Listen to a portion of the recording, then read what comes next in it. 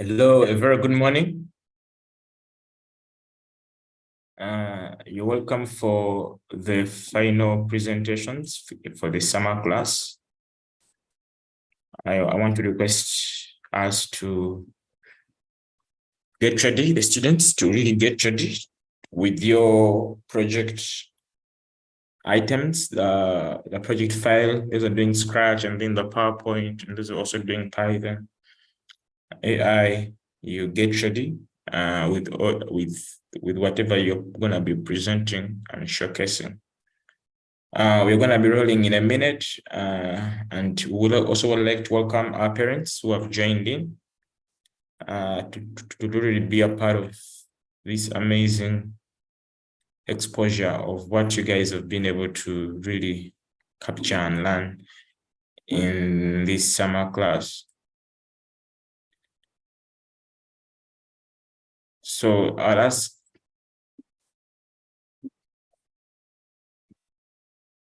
that if your parent is not yet here, you share with them a link to this session, or you can invite them to join Zoom, or you can invite them to join YouTube. All the links have been shared in the parents group, so it's a matter of having them picked up and shared. And also, I believe they're going to be rolled in the chat for you to be able to also pick on them and share them. So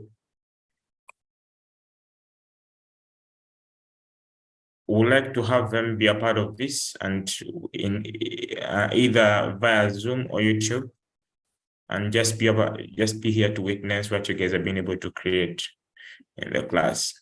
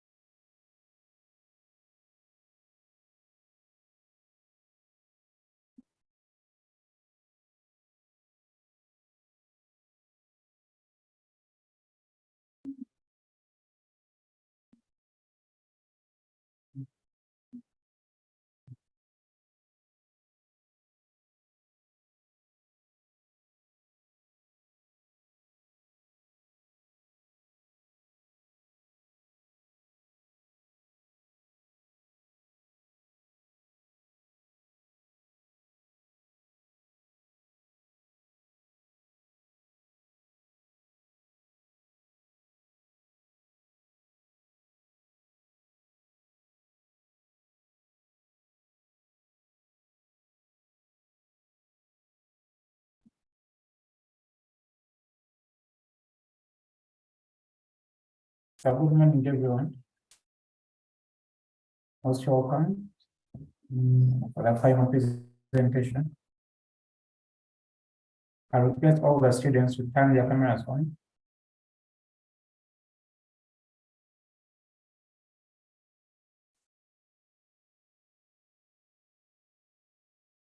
Yes, if you're here and you're a student, please turn your camera on.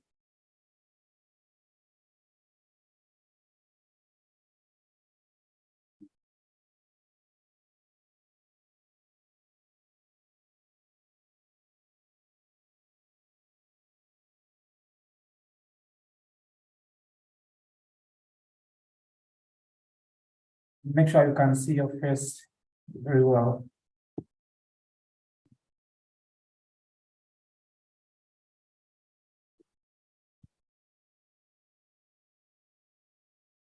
Let's all turn our cameras on. Ryan, on, Alvin. Sir, my camera doesn't work. Okay.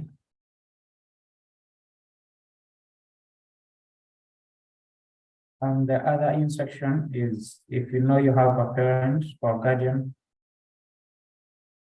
or a family member or friend that can attend this session, please send them the link and inform them early enough. Let them come and witness either on behalf of your family or on behalf of your parents. So just don't sit here alone, okay? Literally, I'm seeing many of people, but I'm not seeing parents.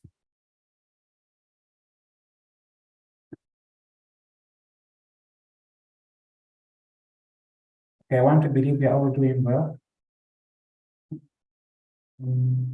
I see you're all looking good. I will request a volunteer to give us an opening prayer and we start this session.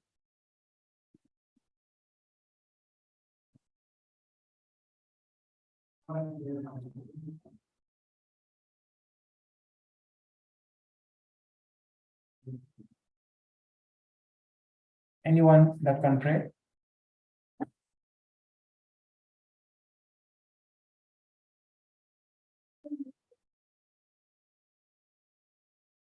Okay, yes, Teacher Tracy.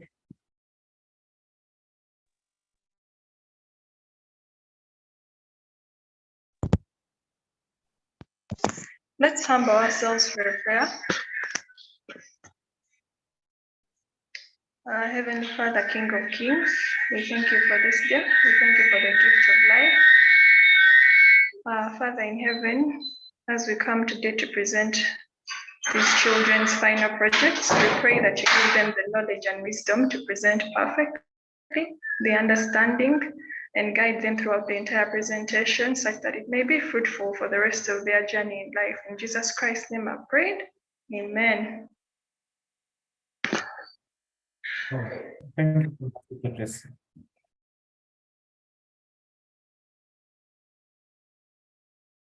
So at this point, many are still coming in. I still don't see your parents. I don't know whether you informed them or not, but they really should be here.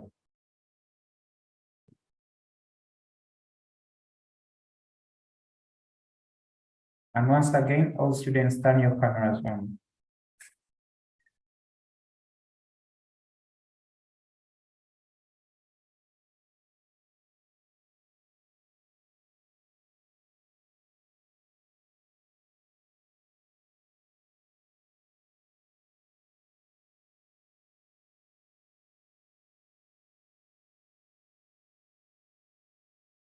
Okay, so I want to congratulate you all upon reaching this day. It's been a tough journey. We've had a lot of issues along the way, but by the grace of God, we are all here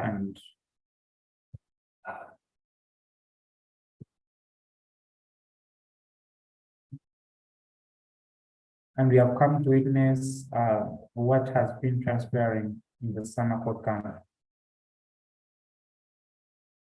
This is Code Academy Uganda. We've been doing the summer code camp. We've had a number of students doing Python and Scratch programming, and some went on to do AI. As they will be showing, that's what they've been doing. But it's all been some great efforts from the trainers, from the students and the parents. So I really want to thank you all for your patience and your resilience.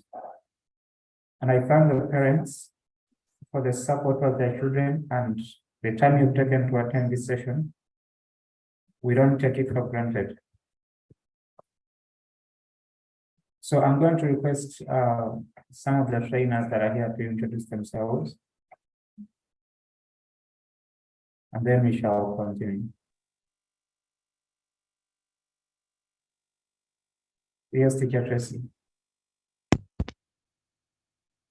Good morning, everyone. First and foremost, I would like to welcome our dear esteemed parents to this platform. You are very welcome. And I also welcome the students that are here to present their final projects. You're very, very most welcome. And I would like to congratulate you for reaching this level. And also I welcome my dear esteemed fellow trainers here. You're most welcome. Hey, thank you, Teacher Tracy.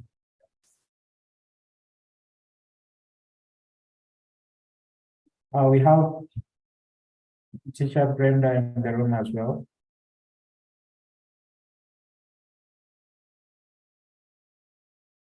I don't know whether she's ready to say hello.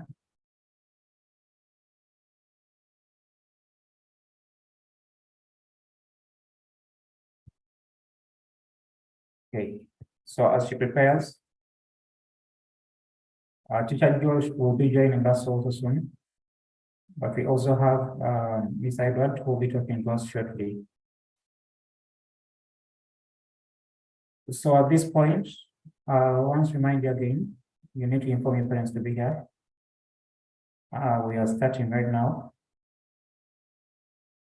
I assume you've all gotten in touch with your trainers and you've submitted your projects, your PowerPoints, and they've approved them for presentation.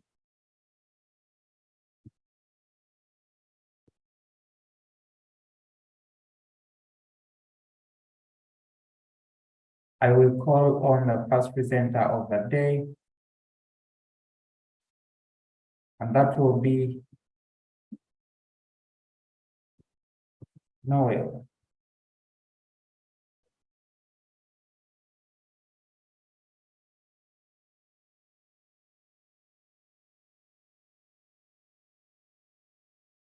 So Noel, you're welcome.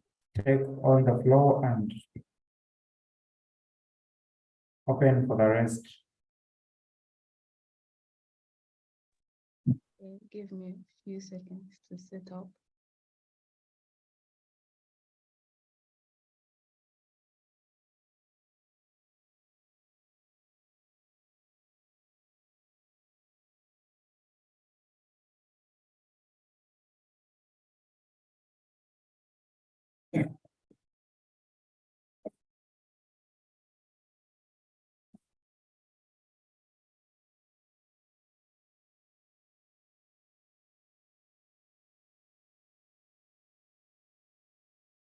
Okay, so my thing was about mental health chatbots.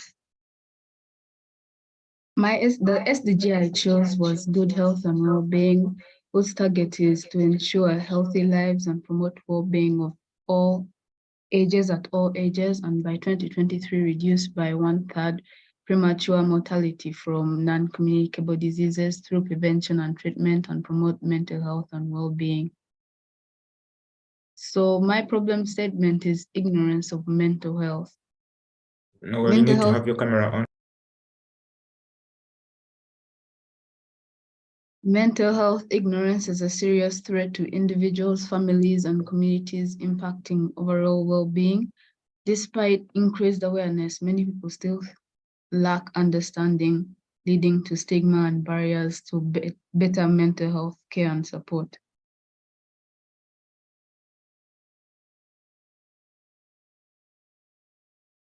So our statistics in Uganda show that around 14 million Ugandans are mentally sick, with majority suffering from depression and anxiety disorders.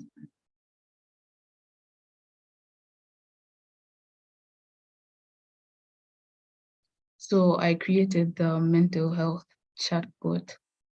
So Zena, which is the name of this chatbot, provides information of about at least 5 mental disorders, 4 of which are very common. It offers details about each disorder, including its causes, management strategies and symptoms. Additionally, it provides contact information for mental health helplines in 3 countries. So this is a picture of my code. Thank you.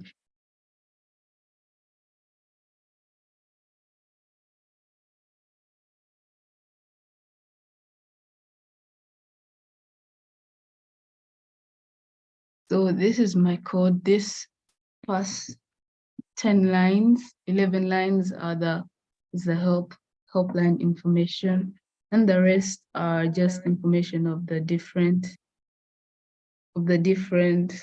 disorders. So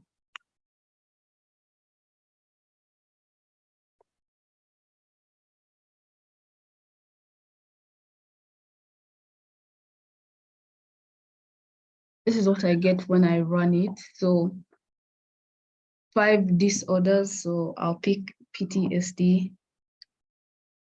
So it shows information about what PTSD is, symptoms, and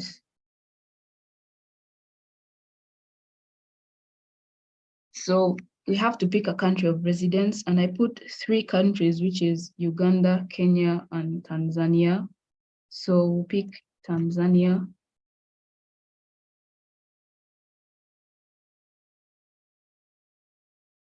And it will give me the contact information of Tanzania. Thank you.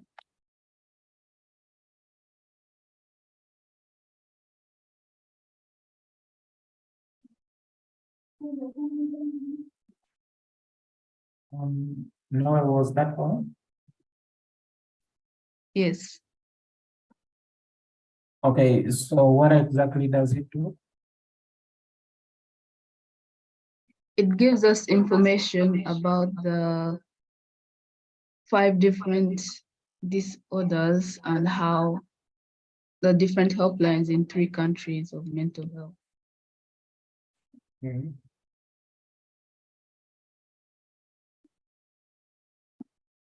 Okay. That's okay. Okay, so let's go on. So now, I think you know. So ladies and gentlemen,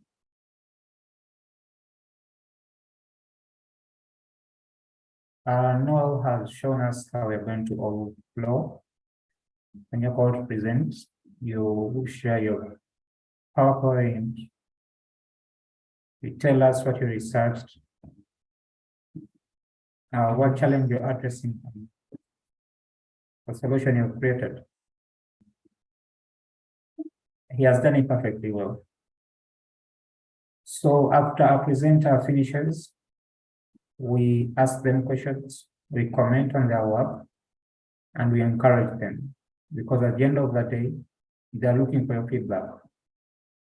Again, when people create applications or systems, what they are looking at in the beginning is, can my application solve a problem, or can it do what I intended to do? So if they send it out there and you use it, at the end of the day, they ask you for rating them or reviews on Google or something like that. So they are looking at what feedback can I get from the people. Understand? So I want you to be able to encourage these people. If you see an error in their work, please tell them early enough. If you see anything they need to add there, let them know. But generally, just don't keep quiet on people's work. It's so discouraging. Okay. That is one thing we have to take note of. So every time someone presents, you give them a comment, ask them a question, give them advice. That is how we build each other. Okay. So before we move on,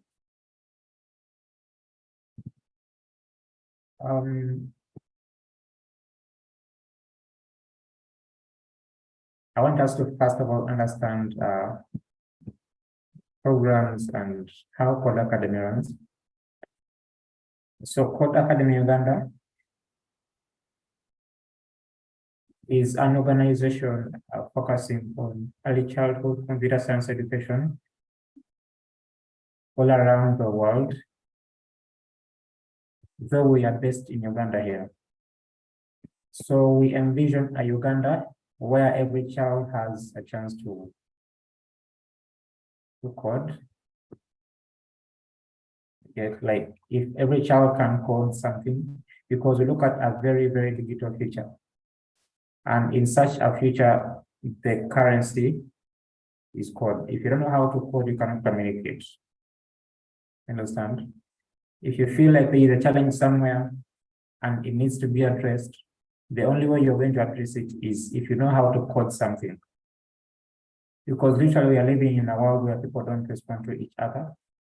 They respond to machines, they respond to applications, they respond to social media, internet, and all that stuff. So if you can only code that thing, you're going to get people's attention, you're going to get a solution to yourself. Okay. So literally, this is what we are into. If you look at the international curriculum, it is so favorable that a child learns how to code early enough, but that is not in our country. Again, we have been facing a challenge of people running away from coding and programming and computer science because it seems so hard when you join campus and they show you those complex things that you've never seen before, programming languages and all that stuff. So we have come to a point where we can now bring coding to a very, very low level, early as 6 and 7 years of age. And literally, this is what we are advocating for. And the people in here now happen to be one of those very first of Uganda's youngest programmers. Because literally, if you look for programmers all around Uganda right now, you will not find them as young as 18 years. But if you're one of them at the age of 7, 8, 9, 10, then by the time you reach 14, 15, you should be some mega application developer. Yes. By the time you join your senior 4, by the time you join your senior 5, by the time you join your grade 8, grade 10, you should have some serious applications out there. Because this is what we are training you for. And by the time you get to campus, you literally have everything at your disposal. So on that note, I appreciate the parents for pushing their children into digital innovation. So Code Academy Uganda is so much invested into digital innovation and digital creation. And we look at tapping into the energy of these young people, the energy they have for the social media, the energy they have for digital stuff. Like literally they love using everything that is digital. So we tap into that energy and we channel it into creation. So we bring them from the area of consumption and we put them into creation. And that is what we stand for. So we have many programs that run all throughout the year.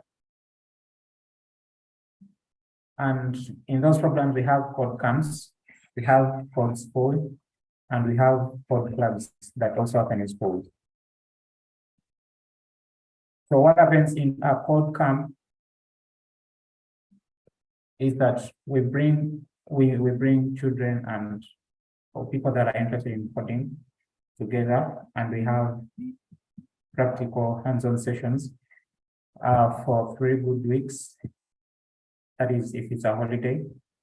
If it's a summer vacation, it is always 5 to 6 weeks. And if it's a weekend code camp, it is always 10 weeks. So all throughout the year, we always have a camp that is running. And this particular one has been the summer code camp.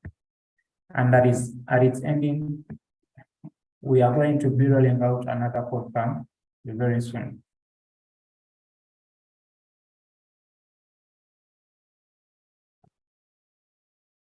Then the code school and code clubs still happen in schools. For those who want to see coding in your schools, you can reach out for that information. At this point, I'll request Teacher Brenda to talk to us just briefly.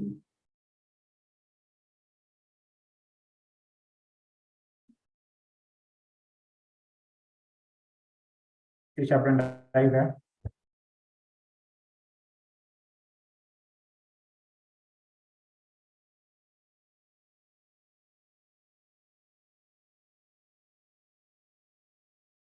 Okay.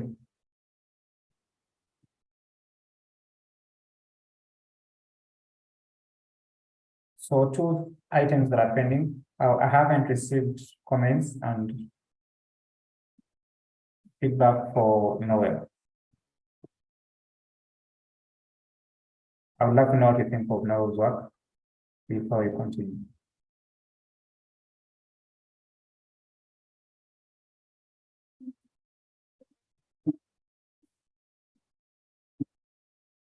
Anyone with a comment for Noel?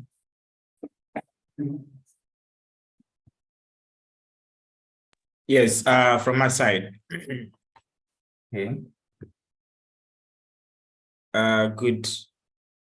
Good morning, everyone. Edward is my name. Let me run my camera. Yes, to Noel, I have a comment. Yes, we're talking about the mental health chatbot. I feel we need to have there a bit of more interaction with the chatbot, like more questions, more answers coming in, other than getting out really everything at once from the system with just a single reply to the system. Yeah, I would feel that would really make it a bit more engaging and more interactive, and that would make it feel more like a chatbot. Yeah, that's my submission. Otherwise, thank you so much. It's a valid problem. Mental health is really a challenge, and really your PowerPoint has been on point. But we can look through making those improvements and try to have like about 10 questions that a user can engage with from the chatbot, and it gets responses. Thank you. Thank you so much, Mr. Red. Okay. That Noel has sent something in the chat, but I would love to hear from him as well.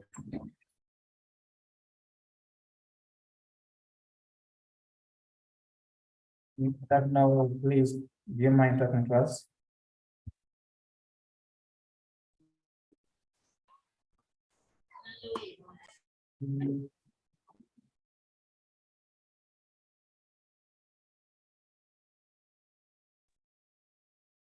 Yes, good morning, all people in attendance. Yes, good morning to you.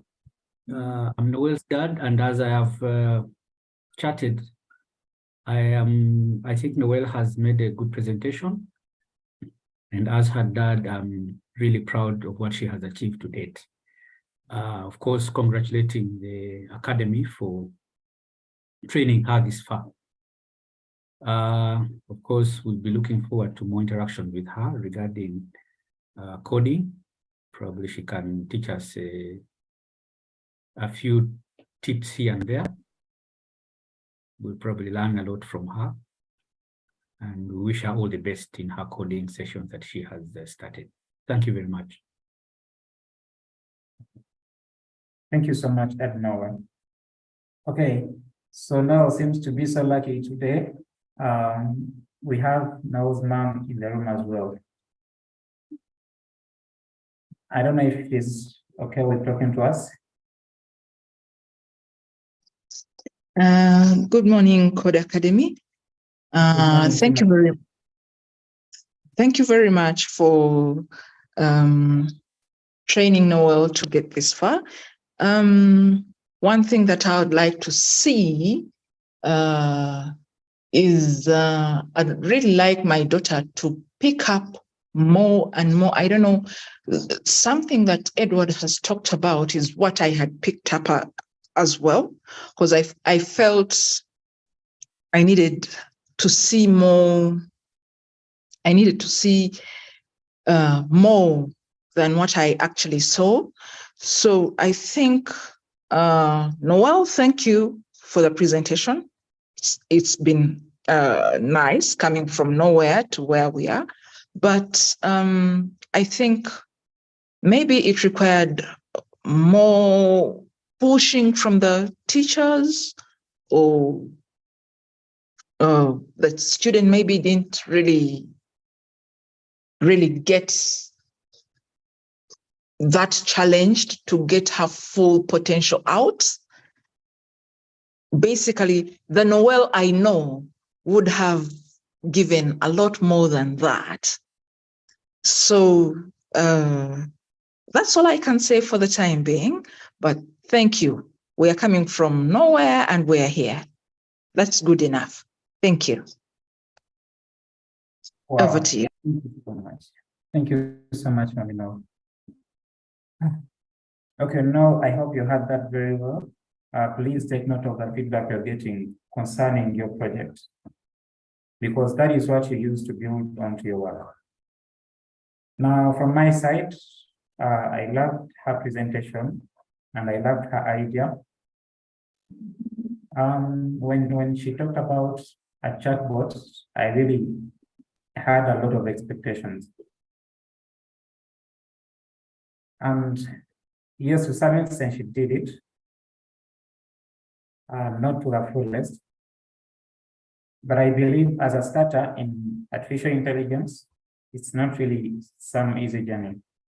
It takes some time. So I'll just encourage you to do some more practice and do more research.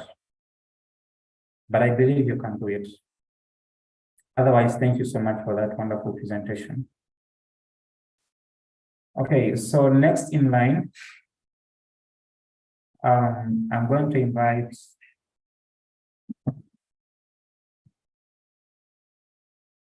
Mr. John Jugonya to talk to us. He had a comment for Noel. Yes, thank you so much for the opportunity. Noel, well done. Like the teacher said, AI is not a very simple job. I think being a beginner and having been able to put out something like that, I believe you really should be proud. It's a good ground for you to build onto. I would say you take on the feedback from the parents and the teachers. There is a lot more you can do with your idea, and I think it can be very life-changing. I strongly believe you believe the same. So use this and the feedback given to you today to keep improving, and hopefully for the next presentation, you would also be very proud, looking back at what you've presented today and what you'd have to present on your next presentation. So well done for your project. Thank you so much, Mr. John. Okay. So now I hope you noted that as well. So our next presenter is going to be Mr. Tone. Yes, Tone, you're presenting next. So please, before you take us on with your PowerPoint first and then your project. Yeah, morning everyone. This is Moez at Code Academy, Uganda. Okay, you increase your volume a little. This is Moez at Code Academy, Uganda. I'm going to present my project. It's concerning, basically it's concerning about water quality.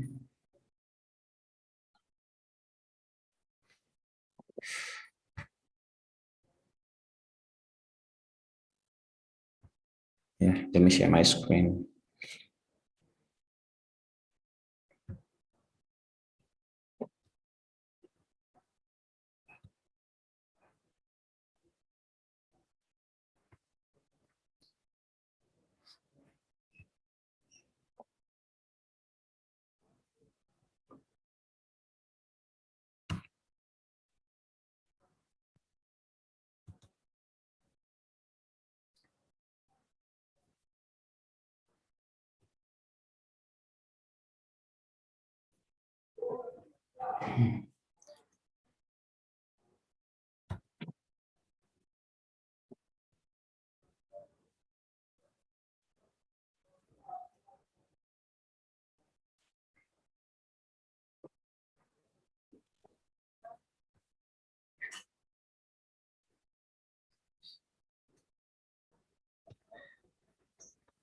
Yeah, this is my PowerPoint presentation.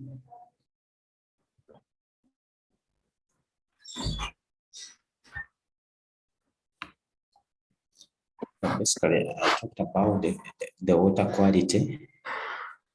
I tried to explain about it, that the condition of water, including chemical, physical, and biological characteristics, usually with respect to its suitability for a particular purpose, such as drinking or swimming. When we talk about when we say water quality, it has, let me say, two meanings. It has two parts. Let me call them parts. It can be of poor quality or good quality. So if the water that you're having is of poor quality, of course, you cannot use it, neither drinking nor using it for other purposes. So here I talked about water contamination. How can water be contaminated? And of course, once water is contaminated, you can't say that it's of a good quality. It's obviously seen that once a waste products are poured in water bodies or in any other source of water, adding toxic chemicals. Now, in that picture that you're seeing, for example, those bottles, you don't know what was inside there. Maybe alcohol or what, chemicals, and also they are dangerous to aquatic life. So I'm quite sure a living person cannot use that kind of water, let me say, for drinking, because it's not good at all for his or her life. So here I try to explain how to talk about some points about the dangers of water contamination. That is the water of poor quality. I try to show a woman, she drank water that was contaminated. So of course, the water that's contaminated harbors bacteria that cause diseases like diarrhea and some other diseases. So here I talked about briefly the dangers of water contamination. So because of that problem, I thought of getting some solutions to that problem.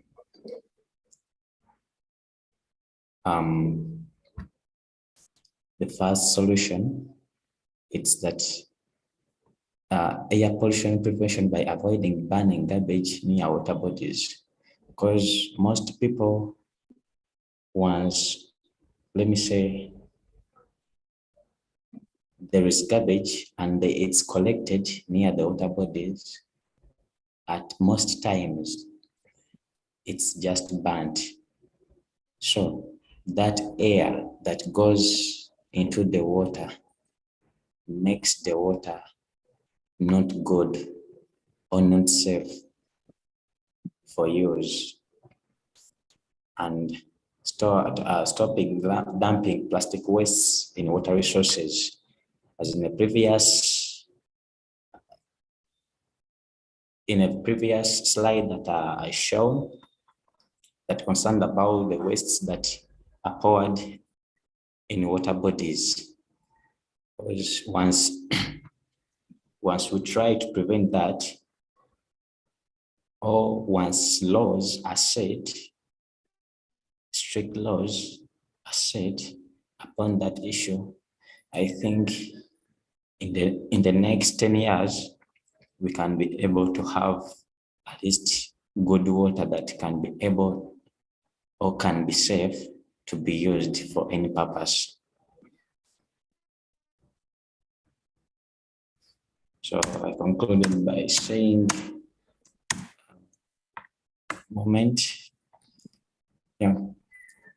just here I try to talk about that water is something useful.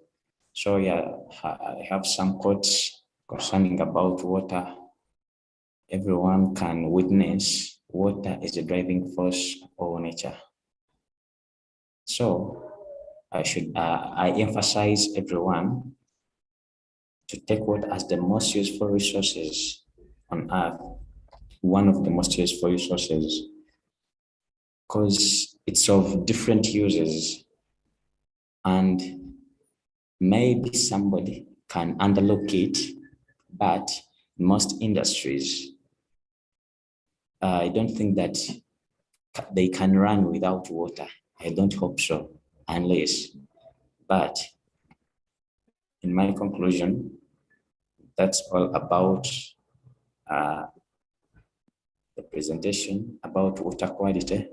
So we should be able, we as people, to see whether what we are doing is safe or not safe. That's upon the water that we are having. Because once you see that is dumping garbage in water bodies, is it safer? Will that water be safer for me to use or to drink or any other purpose? So somebody should be self-driven about those, so that we can prevent some issues concerning health matters. Yeah. Thank you. Now I try to make a simple project concerning about that issue. Yeah, I think you can see. This is my project. I can't see your screen. I'm going to play for you the project. Have left home but am thirsty. Anyway, let me go, hope I will get water for drinking. But this is not safe water for drinking. I should look for Your water. screen, Tony, we can't see your screen. So we can't see the screen. Wow, Oh, Sam. sorry. Avery.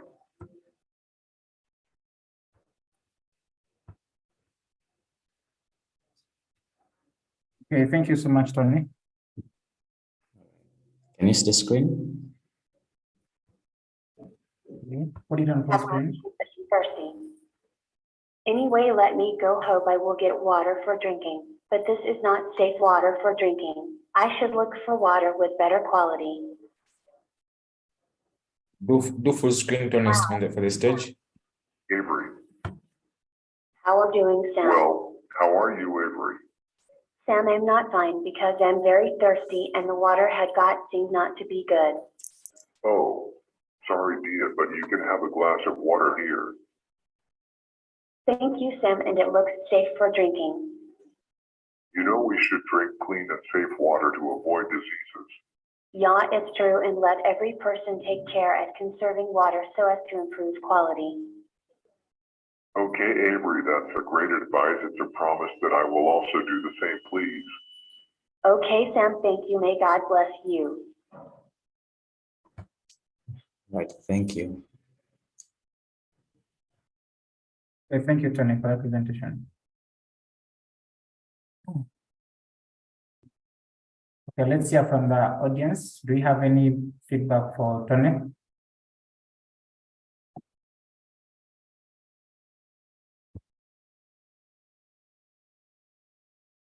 Yes, fellow students, please encourage your friend. Yeah. Yes, hello. Tony's guardian out here, John. Yes, Mr. John. Again, I have to say this these students are really doing a good job. And the reason I'm saying this is I personally tried to look at what Tony was doing. He joined class a few months ago, and to be honest, he didn't even know some of the basics of computer. So when I saw what he was working on the other day, I think it was a Scratch project. It seemed so easy, but actually I attempted to try and replicate what he was doing. And I have to honestly say this was so difficult, yet he was really enjoying the experience and he had created something really exciting. So from what I've seen today, I think he's added a lot more animation, and I can see that in very few days he's been able to do something more advanced than what he did initially. So maybe these projects are not really the solutions yet to the problems that they've envisioned or they've cited. But I believe with this sort of knowledge they're learning in coding and Scratch, and how far they've come, like the teachers mentioned, we're looking at students who are going to be able to do great things in the next 5-7 years. And we don't really want to look at a country where we're getting coders at 40 years today. To get a good coder, they have to be at least 30 years to be able to do for you something very basic. And because they started so late in life. So for me, I'm just really impressed with how far these students have come. And we have to say that you need to keep listening to your teachers. You need to really do everything with the love and the patience. You need to give it your all, because I have to say that, the digital space is really where you have to position yourself. In the future, the world is becoming more digital than ever before, and it's not going to go back. So with every student, with whatever you're learning, make sure you keep learning and make sure that you can do something better than what you've already done today. So Tony, well done on the progress. Teachers, well done on really the effort you've put in, because with the work I've seen from Tony and Noel, personally, I can't really do these things. And I'm within the tech space, I'm within the fintech space. So I'm enjoying the space which I believe our students here today are going to revolutionize. Even me as a person who is not a coder, I'm able to see that the things that they're already doing are great things.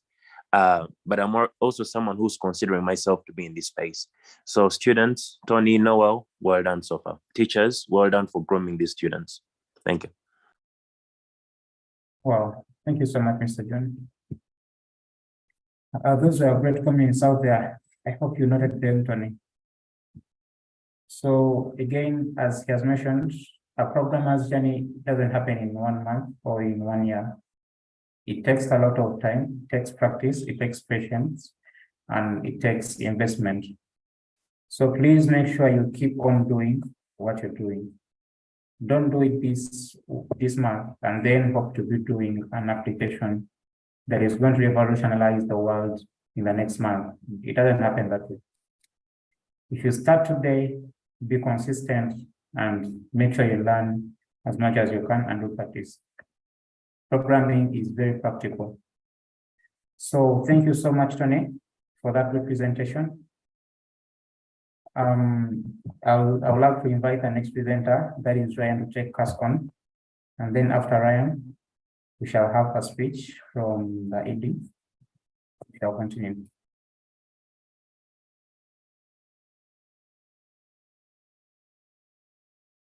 Ryan, are you there? Yeah.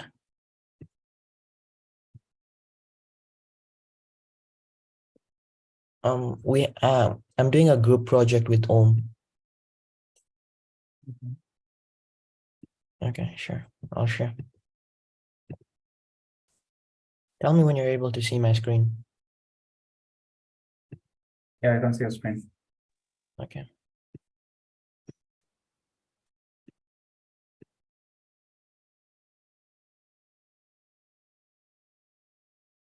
Okay. Screenshots. I would like to call Om to go through the presentation. Yeah, I'm here. Yeah. Right. Okay, so me and Ryan, we made a group project whereby you can click some keys on your keyboard and take various types of screenshots. Let's go through the PowerPoint together.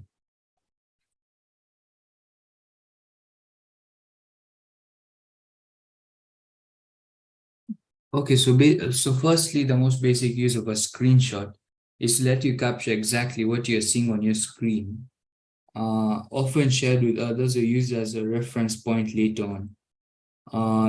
It's very, it's very accurate, it's very useful, and it's very handy.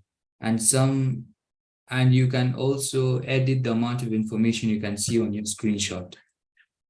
So yeah, let's go to the next slide. So with screenshots, we can allow explaining problems in a clearer manner.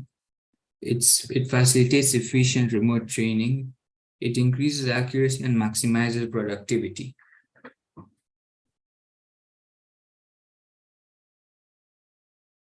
Yeah. Now this is our code, which I will take you through. So basically, we actually use various blocks of code here, where we access the user's webcam, and we allow users to take a normal screenshot or a grayscale screenshot or a cropped screenshot of just their face or a cropped grayscale screenshot at the same time. So those are 4 different keys you can press. Yeah, thank you for listening. And now my partner Ryan will take you through the code. Thank you so much. Yeah, so let's get started. So first of all, you see this thing here, higher cascade frontal face default.xml. This is a 33 or 30 something thousand line code, whatever, it's a code here. It's about 30,000 lines. And this is what will help us detect the face, because it has coordinates of your face where we see the top, the shapes that our face creates. And then what we did is we used that document, that file actually, and then we used that to create a rectangle around someone's face. Then automatically we create a few directories. Directories are basically just folders. We're going to create 4 folders, namely normal, gray, cropped, and gray cropped. Normal will just be a normal screenshot. When I click on the letter N, as you can see here, when 0xff is equal to or N, then I want in my normal directory, I want a normal photo. But then now you guys must be wondering, Ran, if I click on N like 5 times, then it will just be replacing that image 5 times. So that's not making any progress. So that's where we brought in our beginner and advanced whatever skills. So what we do is we created counts 0, 0, 0, 0. Now we just did something like whatever the name is, normal or gray or cropped, we just put a count next to it. And once that count is done, the count will be added by 1. How do we do this? Whereas this is an integer and this is a string, we use f strings. This is string formatting. So I'll run the code, and then you can see me, right? And you can see that there is automatically a rectangle around my face, and it's automatically trying to detect everything that looks like a face. Even my glasses are a bit round, so it might appear like a face or something, but still this is what it shows, that it learns that you're a face. I move a bit here, I move a bit here, it understands that I'm a face. And then if I go to my Finder right now, documents, Python and AI, you'll see that 4 folders have been created: gray, normal, gray cropped, and cropped. Yeah, so what it's going to do is cropped is going to create a photo of only the rectangle. Normal is going to create a normal photo. Gray cropped is going to create a gray photo of the cropped photo. And then gray is going to create a grayscale image. So I'll just take images, GNCP, and this is taking input from your keyboard. GNCP. Yeah. Let me just go check if I've saved any. In gray, I think I saved 2. Yeah. So you can see I've put in 2 grayscale images. So the screenshots, grayscale. and then I'll go to normal. I did not save any there. Gray cropped. I saved in one gray crop. This is only my face, but in grayscale. So let me now take normal.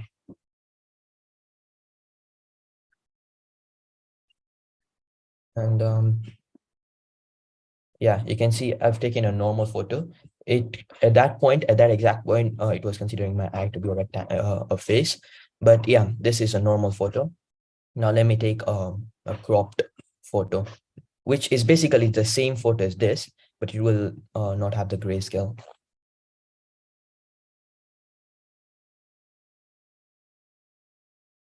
So you can see I've taken a lot. So you can see me in different positions out there. Yeah, this is the cropped version of this. Yeah, this is it basically. A screenshot taking device. So it detects your face. The cropped part takes that face, grayscale images. And another thing I wanted to say was to create the rectangle, because in color, the AI would not understand that there is a rectangle because there's so many colors, it would get distracted. So in order for this rectangle to come, I'm putting the rectangle in the colored image, but then the rectangle is actually being made in the grayscale image, because the grayscale and the color is literally the same shape, but a different color. So I'm previewing the colored shape, but then I'm gonna code it in the grayscale one, as you can see here. Yeah, grayscale. My multi-scale is gonna be in the gray, and my gray is the gray part of this image. Yeah, that's it for our code. Yeah, thank you.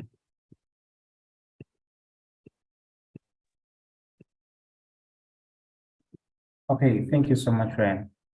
And I think that's a very great project. I don't know what the rest of the audience has to say about it, but I don't know. I'm still thinking about it, and I don't know what to say. Yes, Mr. Chen. Oh well. Artificial intelligence. Yeah. Okay. Again, Ryan, very good project. Very good project. I think it's a twist now more into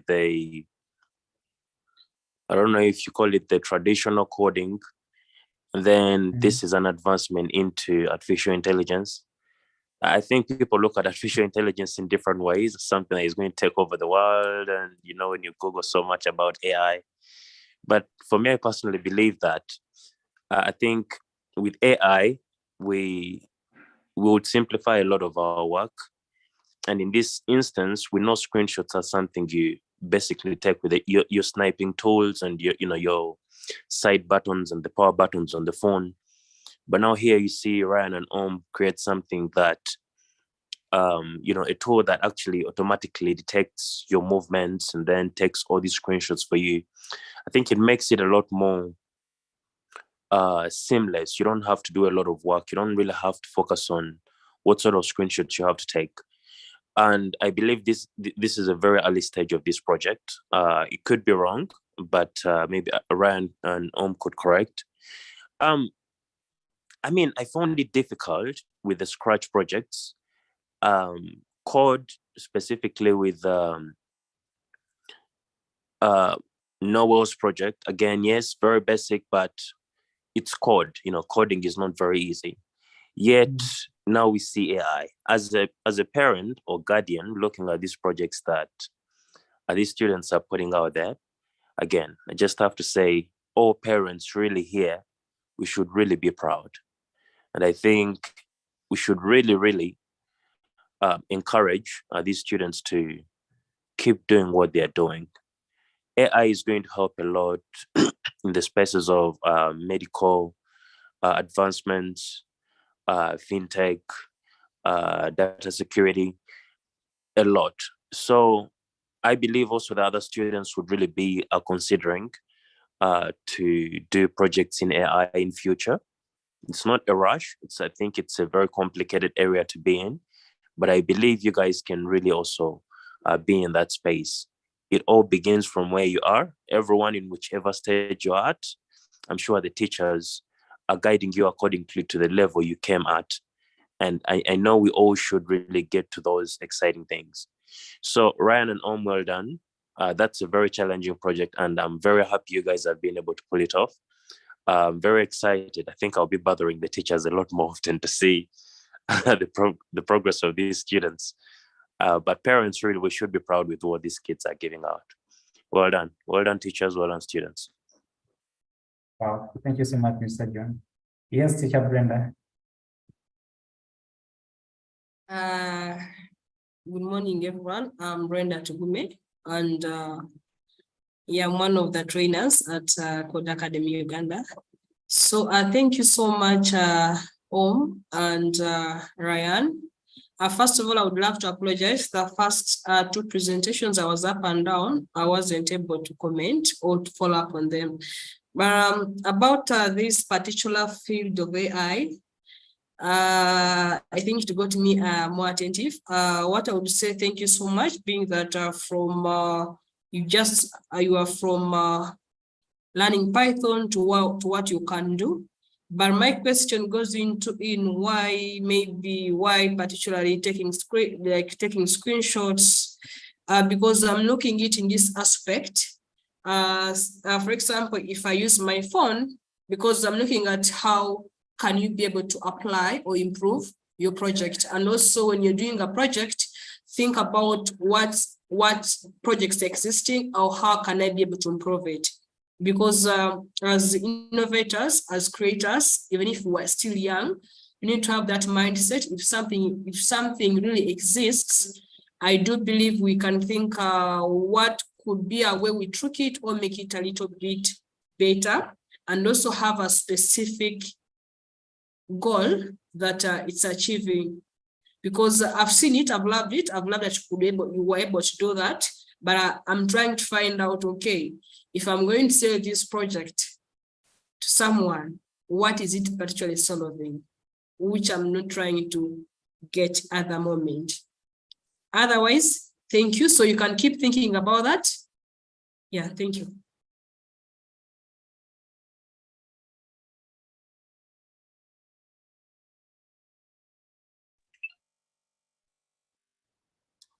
Sir, you're muted.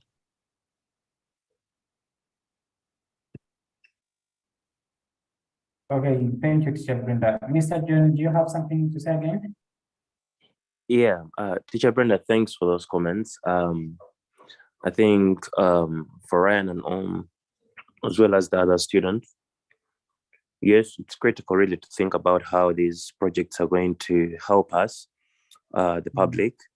I'm very certain that you probably have ideas on how these projects or how you want these projects to help us.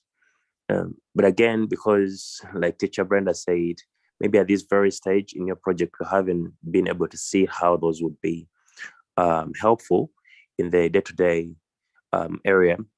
My comments were more about the encouragement and, how amazed, the journey you guys have taken. But maybe I could give a few suggestions as a user.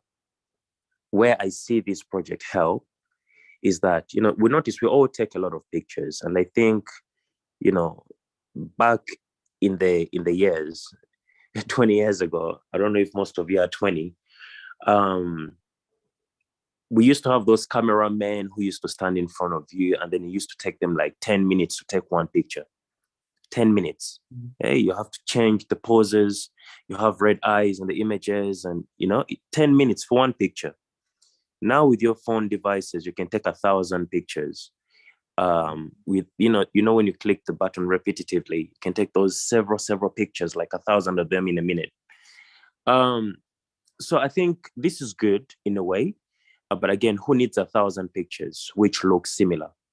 So with this, what I see, and maybe you can focus on this if you don't already have this, is imagine if this went into the next iPhone software, Android software, where I can hold up my phone. You have a lot of people on TikTok and Snapchat, and don't have to take a pause, don't have to look a certain way. I can make random movements with the phone in front of me, and the phone is able to, with your technology, take random pictures in different angles, eliminate those which are similar, remove all the red eyes, remove all the blurriness, remove all those weird poses or smiles, and then just leave those top quality pictures. Because if you think about it, when you take 10 pictures, it's not because you want to take 10 pictures. It is because you want to take the best picture out of the 10. So from what I've seen on your screenshot, is your AI is taking so many random pictures every time you click a certain action on your keyboard. And we've seen in the pictures that are saved, some have not really been perfect because maybe it saw them in a different way. But I think in your advancement, if you can make it able to enable someone to just hold the phone in front of them, take so many pictures, and take those pictures which are not clear, maybe which are less than certain megapixels. So someone knows that if I set this AI to take out the 5 perfect pictures out of 1,000, when I look at them, really, I don't really need to take these pictures into photo editing applications, right? Maybe in future you can say, someone can say, I need these pictures to have a natural background. So maybe when they take this perfect 5, you can throw in some backgrounds of nature, like a forest or something. And I think this is something that could be very, very powerful in the photo space. And there is a lot for you to explore. So those are just pointers, but I think this could really be something. Don't look at it as something very, very small, but like Teacher Brenda said, open up your minds. Look at the challenges also within your space, but also take a lot of the feedback from the people who are using this technology. Your teachers, I believe, are the first people to use this. They might be giving a lot more feedback. I strongly believe that this AI can be something really great within the photography space. So I hope you can take something from that. Yeah, thank you. Oh, thank you so much, Mr. John. So Ryan and Oma, I hope you've been noting down all those comments. And I don't know if you have any answers to the questions that I put across or you feel they have been addressed. But thank you so much for your project. It was really great. So next, let's hear from our ED, Mr. Edward, and then we shall proceed.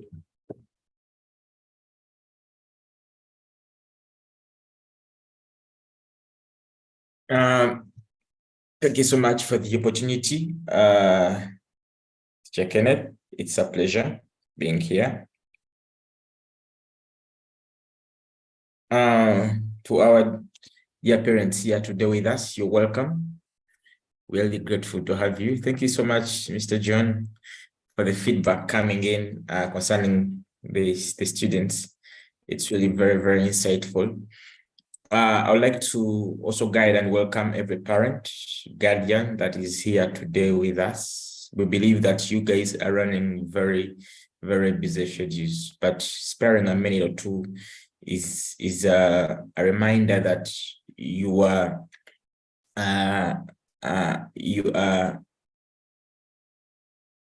serious about seeing these children turn out to become the next great people that are going to be transforming our tech space and the digital sphere within Uganda and the world at large. My name is Edward. I happen to lead a team at the Academy, and I am glad that we are seeing yet another class coming to a close. I'm glad that we're seeing another class coming to a close. We are going to be making 5 years this year in October, and I'll say that we have seen a number of code camps coming to a close over the years, and this is our 100 and I think 45 code camp coming to a close. In the 5 years, we have seen so much great talent being exposed through these sessions from the students, and I trust that what we've just seen from the learners coming in from Python, that was Noel, and then Tony was coming in from Scratch Intermediate, and then Ryan and Om coming in from the Python AI class. It's quite great and great work that you guys have really exhibited. And as the academy, our commitment has always been, and it will always be, to bring about these learners to a place where they can contribute to the digital market through creating viable solutions that can potentially transform the face of the earth. And we believe this is really very, very possible with what we have seen over the years with these learners coming in from a place of knowing nothing to knowing so much, and being innovative and creative. We can say that it's a matter of time. With our computer science mentorship course, a journey that is just not about finishing a course, but a journey that is about creating a force within these learners that can be placed anywhere and can think creatively and put to use the skills they have attained to really craft solutions that can impact our communities here and the world at large. So I would say that I'm very impressed by this far we have come. And I want to also guide and I commend the trainers at the academy for the great work done. Well done. Thank you so much. To all their parents, also, I would like to also guide and say thank you for supporting the students to really be a part of this class. Your efforts are really very, very commendable. Well, today we are seeing the efforts of the students being exhibited. We have also been able to see your efforts in the background, standing with them and seeing that they really are able to be in class at all times, having them have the gadgets, have the internet, and also be able to really pay for them to always be here to learn. It's a pleasure. I want you to make a comment on one or two things as I close my engagement here. One is the computer science course. The computer science course for the learners is a mentorship class that is that these students are enrolled in. You've had that some are in Scratch beginners, some are intermediate, some are coming through in Python AI, Python intermediate, 2D game class. This is a journey. And we believe that while these learners walk through this course, they are going to be able to come to that place where they are able to be a part of, they have the understanding all around to be able to put to use this knowledge and skill. Allow me quickly share with you my screen, and I have us run to that platform. This is, I'll briefly share about this page. This is our website. When you run to it, you're able to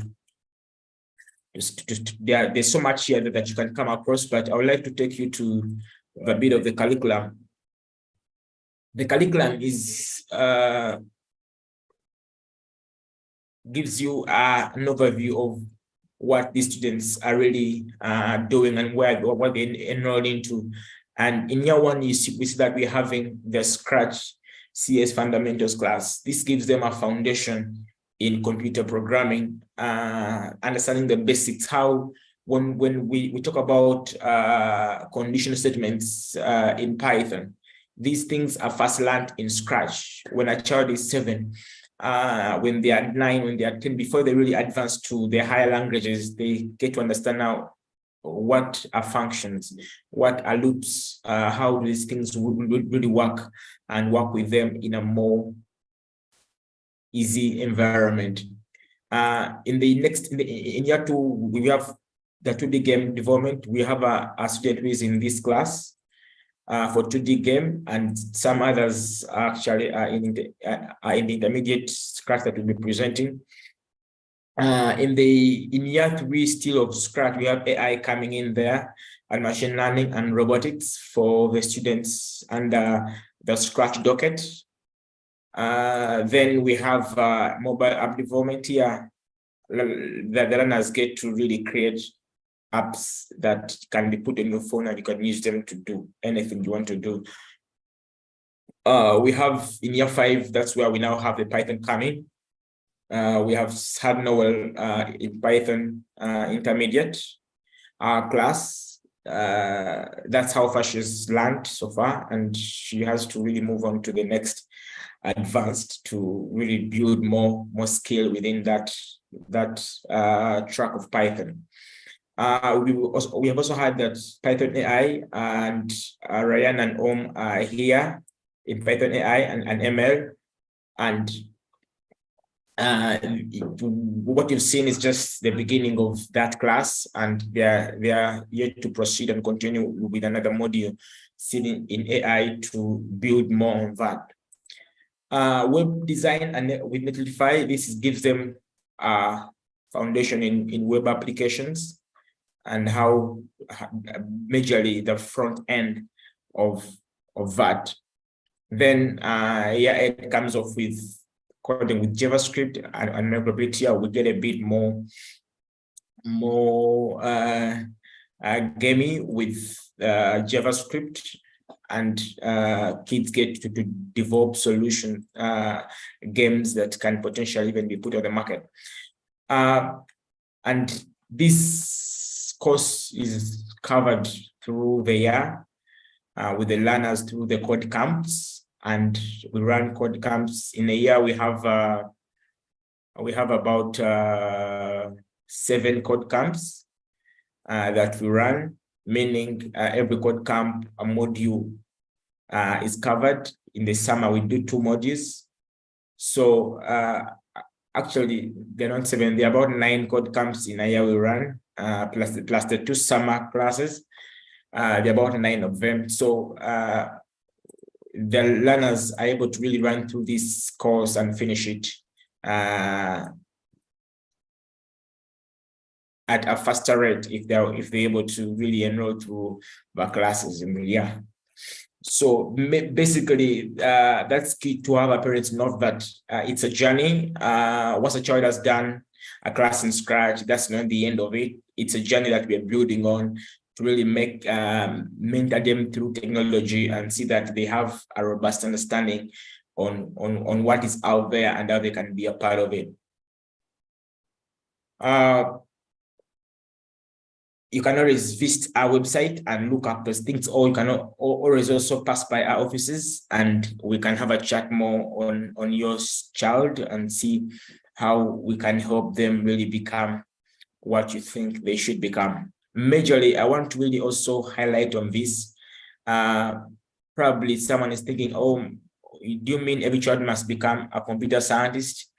That's not the case. We believe that every child must come and learn coding, but not that everyone should become a computer scientist tomorrow. Why? Because every child that is planning to be in the workspace in the next 10 years should have understanding of computer programming and be able to know how to work with it and write code to build a bit of solutions here and there. They may be doctors, they may be lawyers, they may be in any sector out there, but they need to also have understanding of programming. When we think about the robot, that's the lawyer that was designed, and it's able to battle court cases and win them more than a human can do. You may think a lawyer has no job tomorrow. If a robot can do what they do, but then if they understand computer programming, they can potentially be a part of the people that are designing these solutions in the market. Okay. If a doctor here in Uganda can do surgery to a patient in the US, you may think, probably now the doctors have no jobs, but then the doctor can be part of the people that are creating that solution that can do all that. So while they have understanding in computer programming, that's an advantage they get. So thank you so much. I want to also say that we are having learners that are going to be certified today for completing a course here at the academy, and we look forward to seeing those that have been able to do the advanced Scratch and the Python advanced really also get away with their certificates today. Thank you so much. That's Edward Tempala, team lead at the academy. Hey, thank you so much, Mr. Edward, for those words.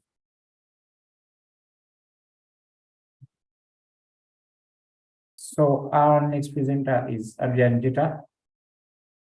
And Adrian Gita, when you finish, we are going to have Alvin present next. So Adrian, turn your camera on and share your screen and take us through your work.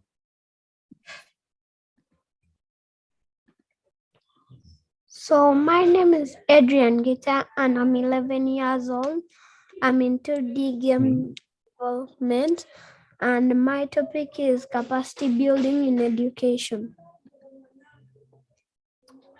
The challenges in capacity building are children think learning is boring and yet learning is fun. So my solution is to combine learning and games together so that children can think learning is fun. Okay, Adrian? Yes. Yes, put your slides in full screen so that we can see them. Oh.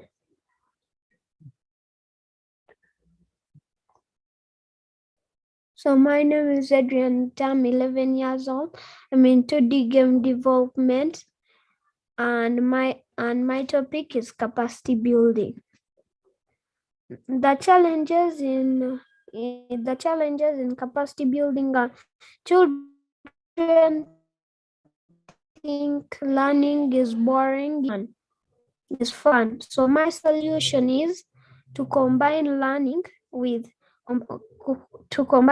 games so that children can think learning is fun.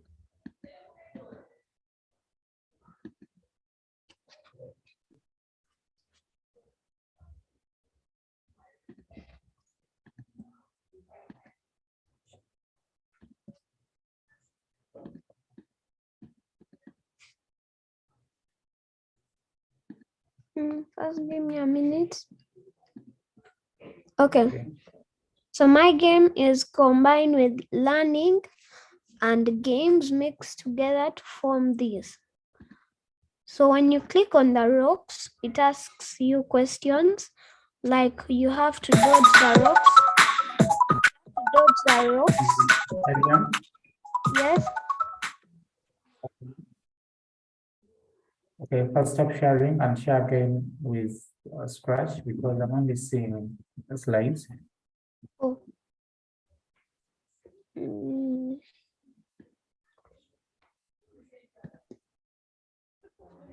Oh.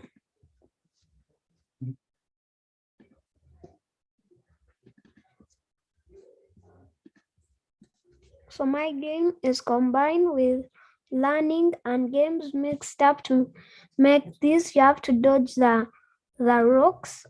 You have to dodge the rocks and make sure you do not touch this ice or the rocks. If you touch the rocks, it will ask you questions and you have to answer them. If you do not answer the first one correct, you will have 4 chances. If those 4 chances are done, you might have failed all, or you might have got all of them correct. So what you have to do is to dodge the rocks. If you click the rocks like this, You have crashed. it starts asking you questions. Or if you touch the ice, that's my presentation. Okay, Adrian. Adrian, Yes. we didn't really see that game very well. Okay, put it on full screen and play it. Just play it and we see how you play it. Okay. Yeah. So what I mean is, if you touch the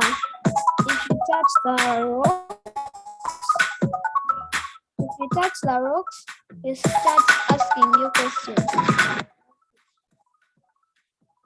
You have crashed the car.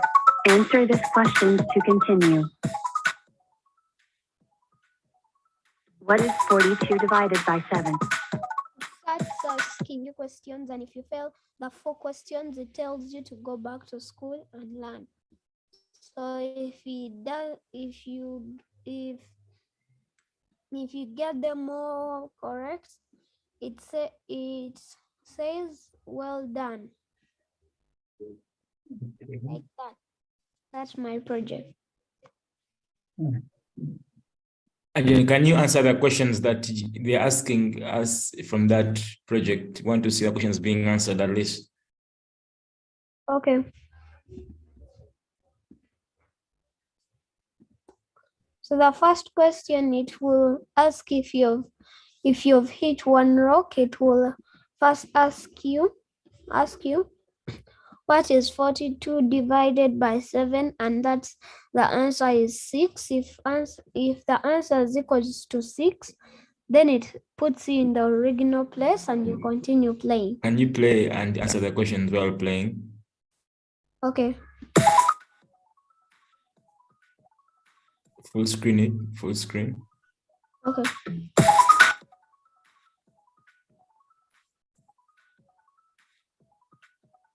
You have crashed the car. Answer this question to continue. What is 42 divided by 7? In 6, then it allows you to continue playing.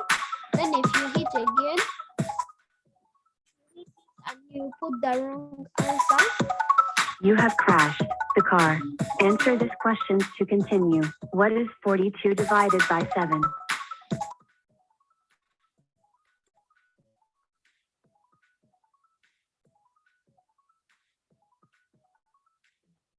so if you put in like the wrong answer, like 9, That is wrong. it Try will this question. It will say it's wrong, and it will ask you to try that question like that and like that. And if you failed all of them, it stops the game and it says go back to school and learn.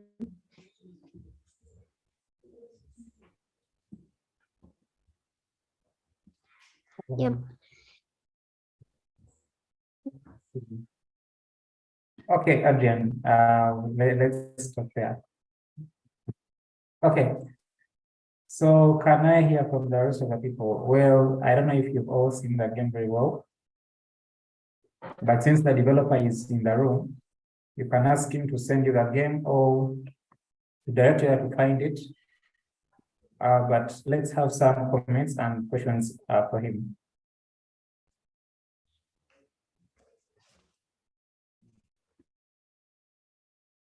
Yes, any comments for Adrian?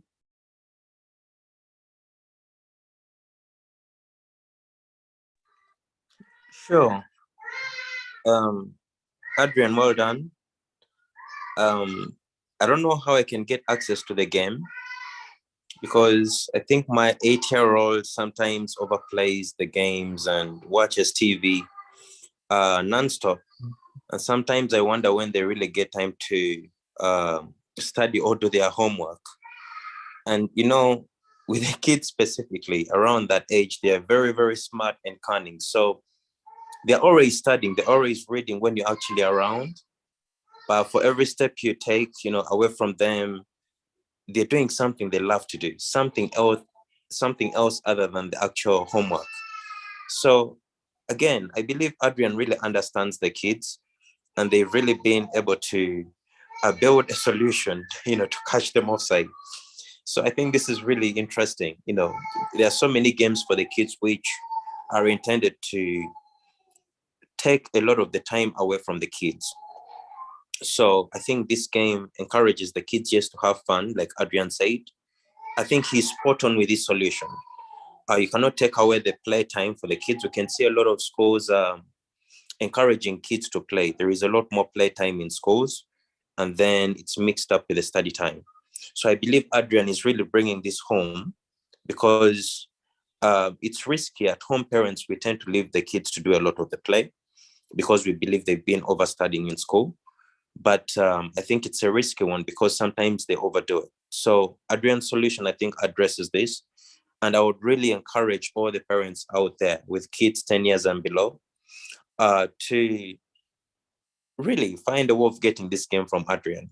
Adrian, put a price to the game so we can actually buy it, so we don't have to get it for free, because I think it's a really good product. And yes, maybe the teachers will guide us on how we can get access to this game. Thank you so much. Well done. It's a very good project. Wow, thank you so much, Mr. John. So, Adrian, I think you can hear all that coming in. Well, is he still in here? Feels like he's gone up.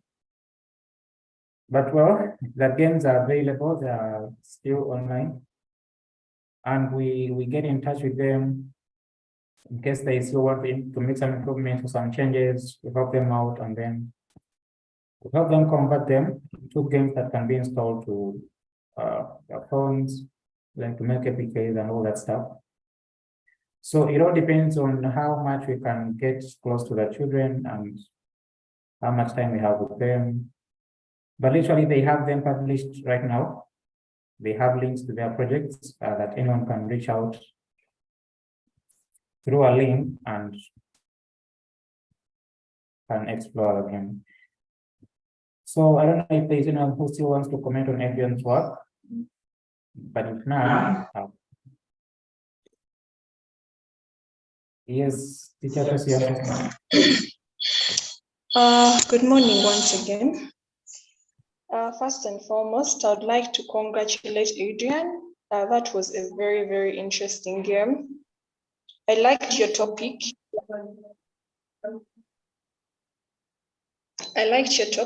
was so well thought of. And I think this is a very good project that if it's developed more, we could maybe add more questions to it. Because as we know, work without play makes John a dull boy. And I think this is going to be a very, very good game for other children to use to learn more. So I believe, Adrian, you could work with your teacher. We add more questions to this game, and I believe it shall be very, very educative to other people. Congratulations, that was a nice project. Okay, thank you so much, teacher. Teacher Jason. So Adrian, I'm going to request you to put the link. Okay. You'll give us the link.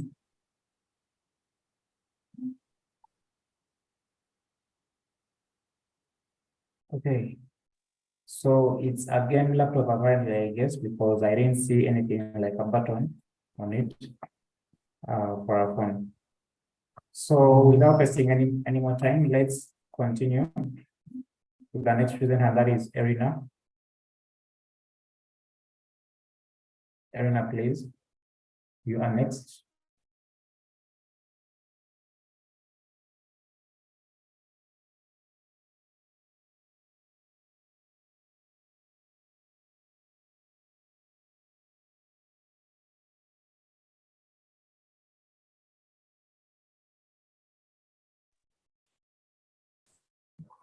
So the SDG I was given to work with was zero hunger.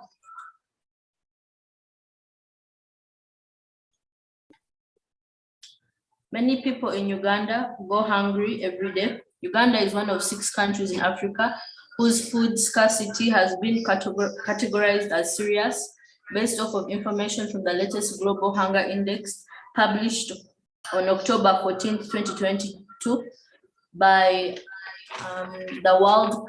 Concern Worldwide and Wealth Hunger Alive. These are two non-profit organizations.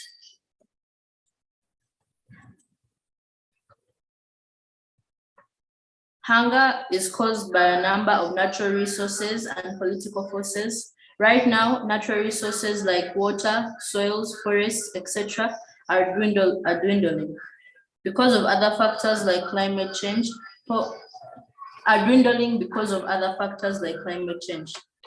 Poverty and inequality are also leading causes of hunger.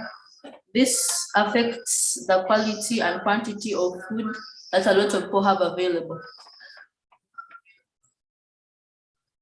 My goal is to make sure all people, regardless of social and economic status, have access to healthy foods.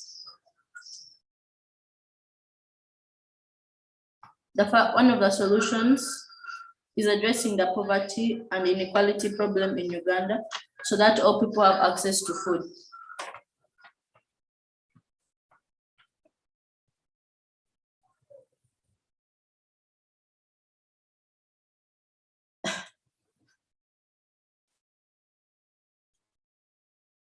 For my Scratch project, I made a game.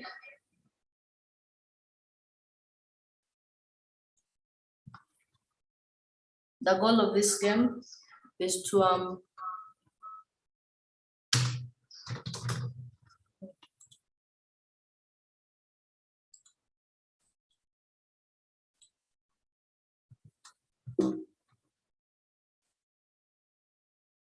just give me a minute.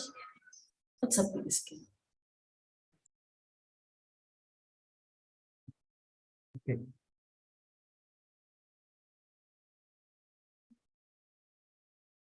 Sorry about that.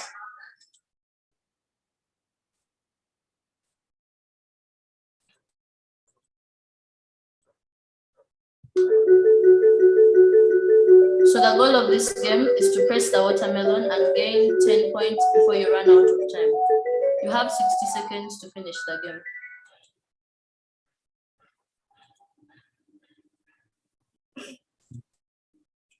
Okay, that was very brief.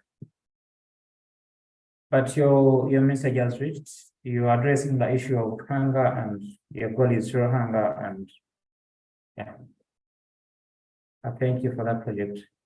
Could we have some bit of more of that? Like playing the game. Okay, are we having a comment from anyone?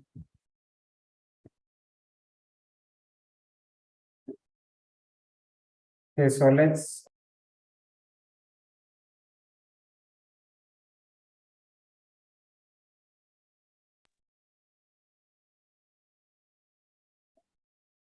go ahead and have a presentation from Joshua. Joshua, are you there?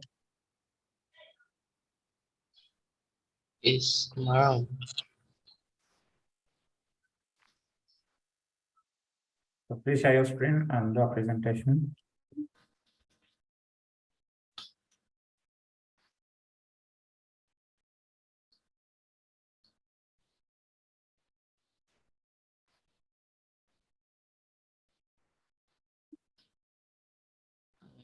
Are you seeing my?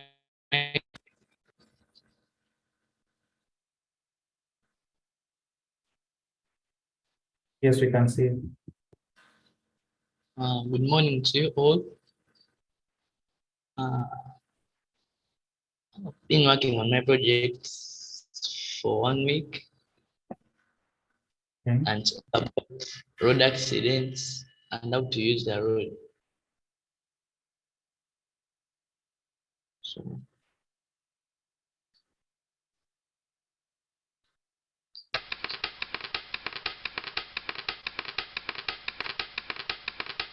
Yes, sir. yes.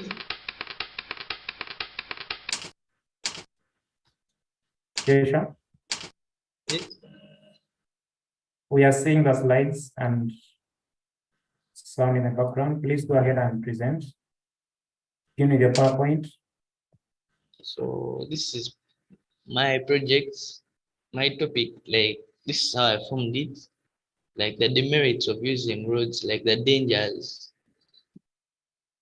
And in facts, like I was meaning like how to use the road. So my goal is to make sure many different people, like most of them, they are students who go out from schools. They are also pedestrians using the road, and whereby they reach their homes and all their destinies safely. Instead, I want to make the roads merit only, whereby people use them to go home, to go like without receiving problems. We're not seeing some information that you're talking about, Joshua.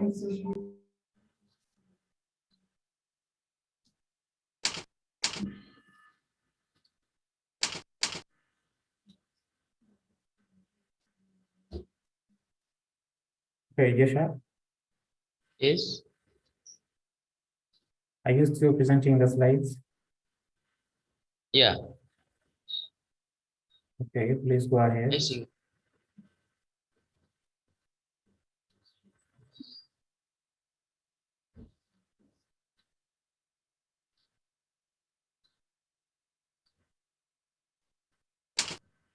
I see the screen. I see the screen. So the problem I want to solve, mainly several people die on roads because of the accidents before even they reach the medical centers, or even because of different obstacles, because the illiterate are not notified on how to use the busy roads. I think the solution. I see.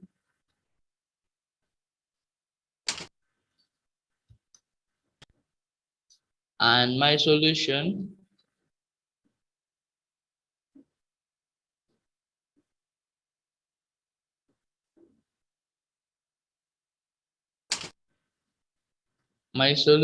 like I've tried to create an application in form of a game to show different paths and ways to make sure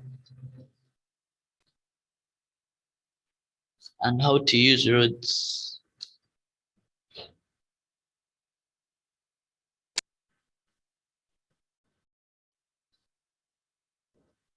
And my conclusion, I was concluding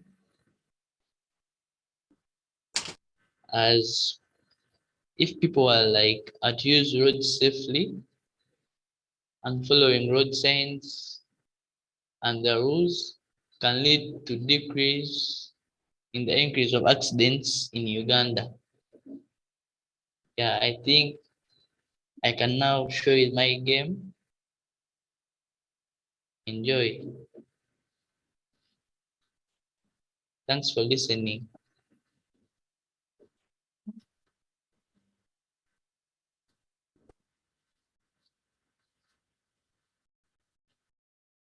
Okay, please, let's look at the project. Are you guys seeing the screen? No, on my side, I'm still seeing the PowerPoint. Did you share the entire screen?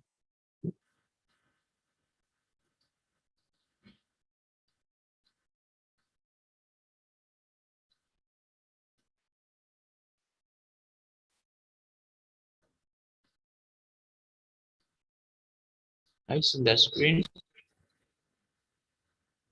Yes. So it's called a crossroad game. So you press the green flag to start.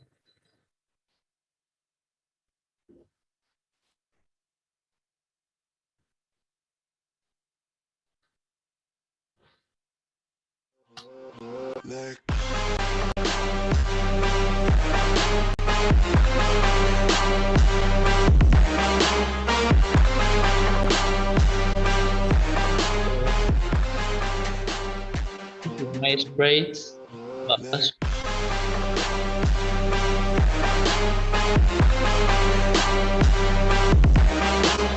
Yeah. Which the home.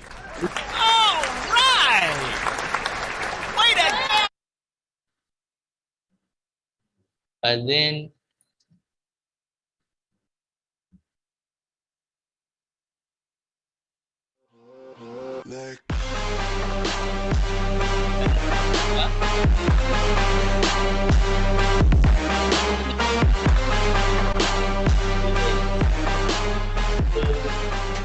again go up to 0.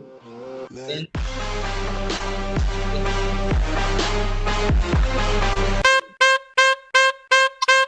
we need to cross the road safely.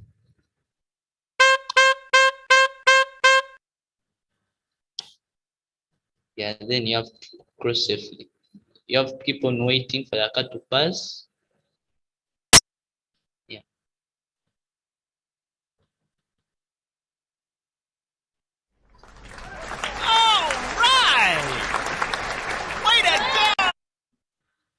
Yeah, thanks for watching.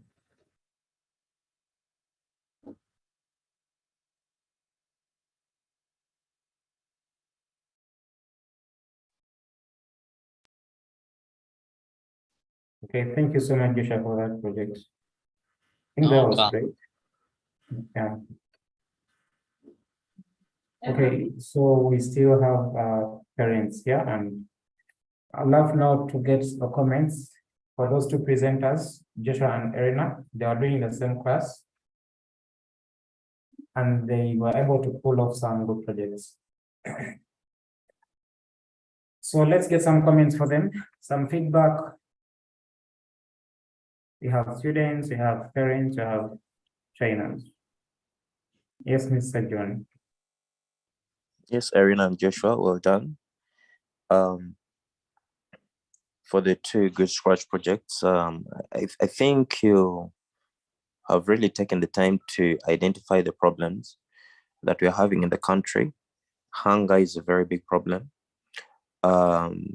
Yes, some people have never maybe had to experience this problem, but majority of the people in our country still experience this problem. So I think if you keep working hard on your computer project, you might really have a very big problem, a very big solution to this hunger problem.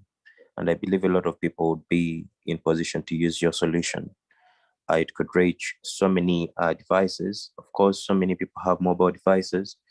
So I think it's really a solution that would be helpful. So keep working hard on it. Joshua, accidents, this we all know, they're not just on the roads, even at home. So your area is even broader because you can do similar applications to show us how we should be careful in our homes. Those who have babies, for example, how to make your houses very safe. Maybe a game which shows parents what items to take away from the house, like take the knives away, take the nails away, so the kids don't have to, get accidents with this. So with the road thing you've done, accidents are everywhere. Again, in our country, we don't take very good measures, both as individuals and the governments. We don't take a lot of measures to prevent these accidents.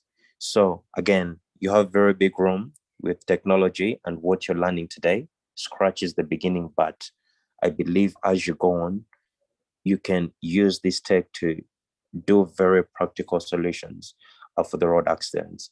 So both of you, well done, and most especially, well done for identifying those very critical problems. Keep it up and just keep thinking, because there's so many problems to solve with technology. So keep working hard, and I think you have a lot of great things to do in the future. Well done. Thank you so much, Mr. John. I hope you're taking note of the comments that are coming in for you. That is feedback concerning your work. And you need to use it to improve on your skills and your projects. And next, we have parents from Erina and Joshua in. I think I'll request Mami Erina to talk to us.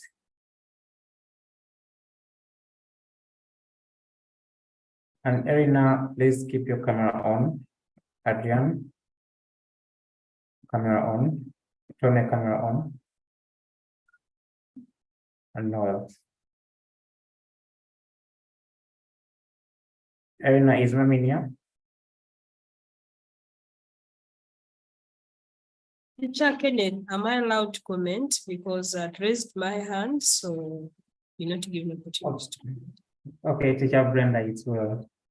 Okay, thank you so much. I think somehow I still was able to watch only Joshua's project because I was caught up somewhere.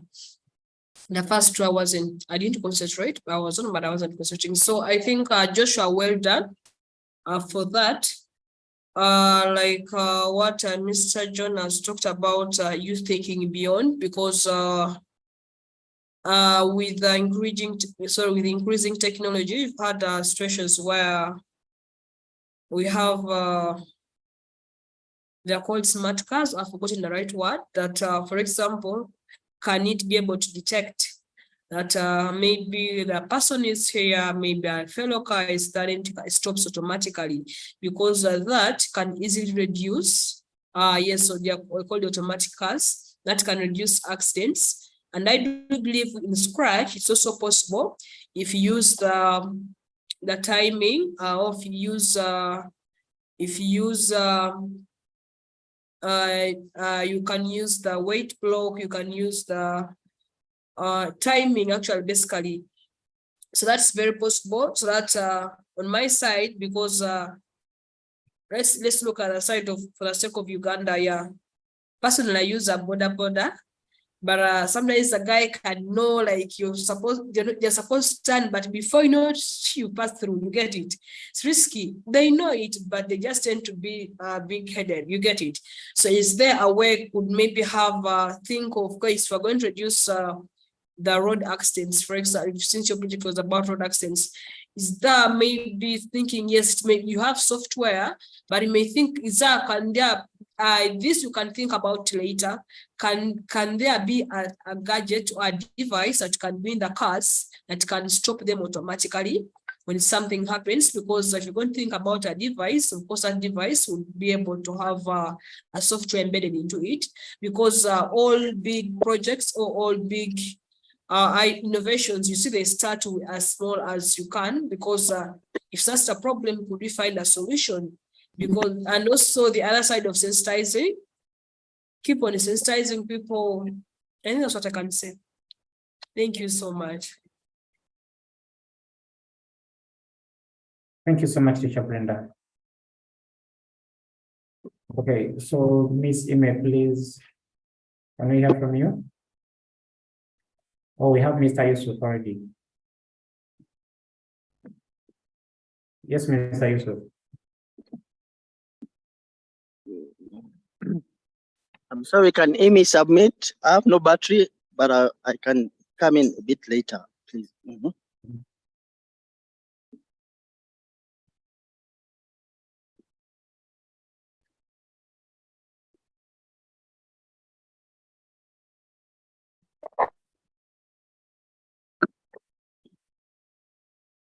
Brenda?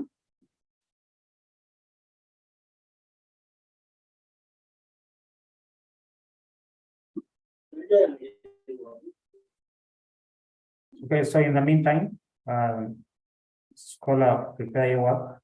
You're presenting next.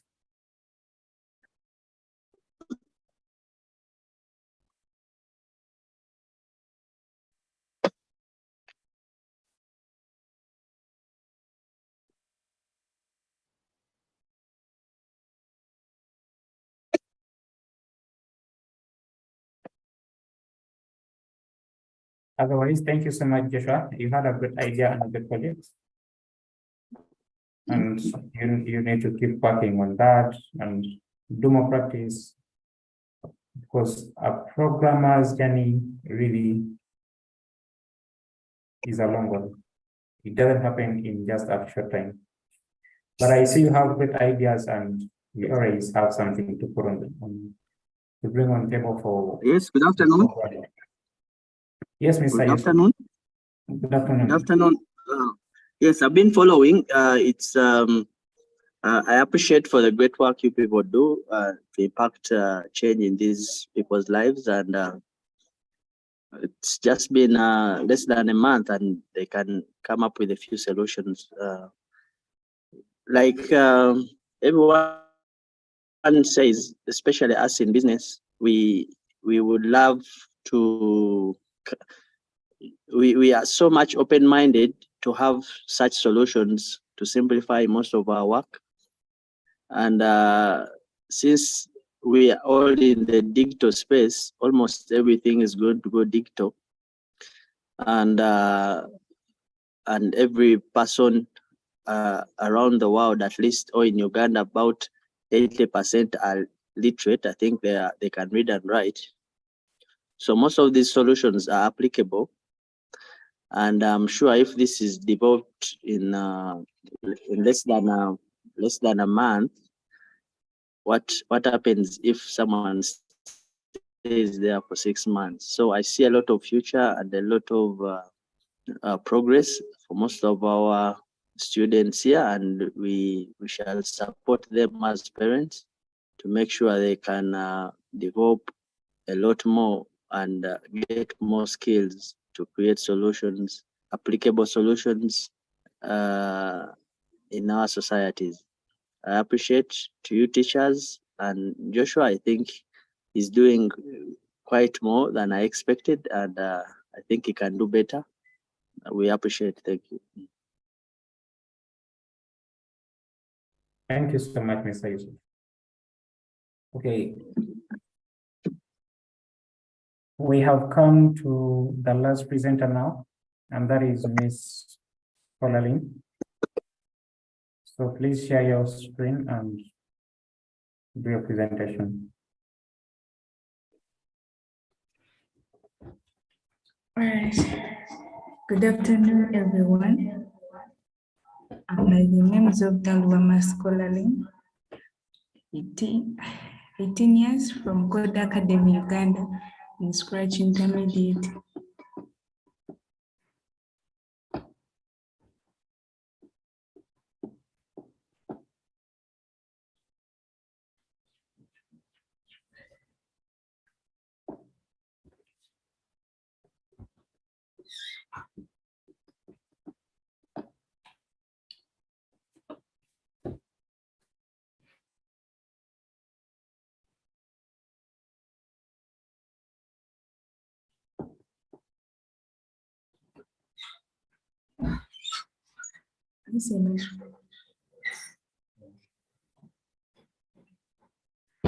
I am addressing an SDG, zero hunger.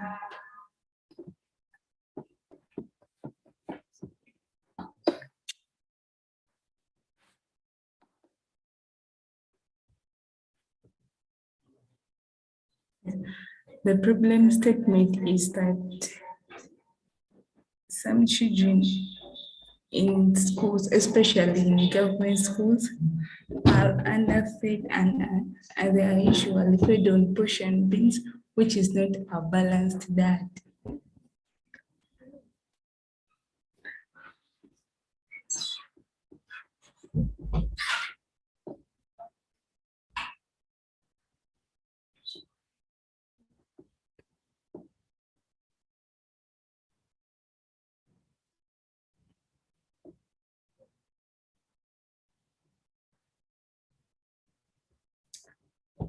Why I chose Zero Hunger is that I have discovered that many people, especially children, adults, and the youths, suffer from this problem, and it's estimated that 41.4% of the Ugandans die of hunger each year.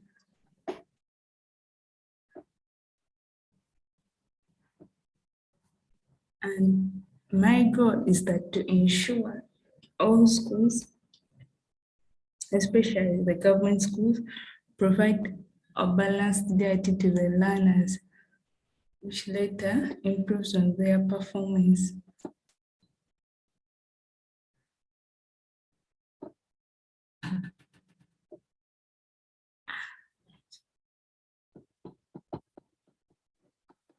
the solution,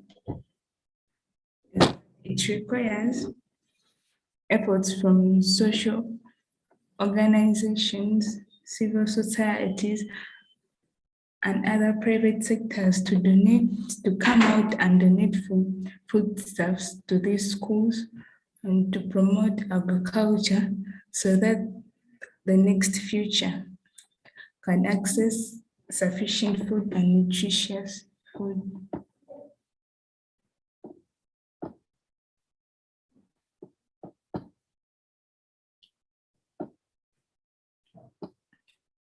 In conclusion, hunger leads to severe children's health and well-being, which later causes mental disability. And we should come out and fight this challenge in our country. Thank you for watching and listening to my PowerPoint presentation. I hope you have a fantastic day.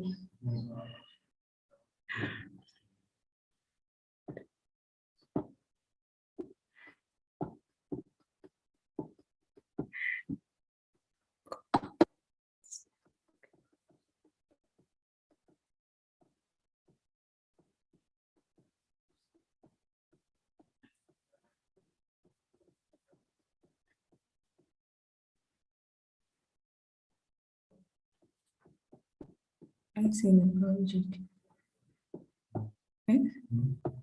Okay, let's look at your project. Okay.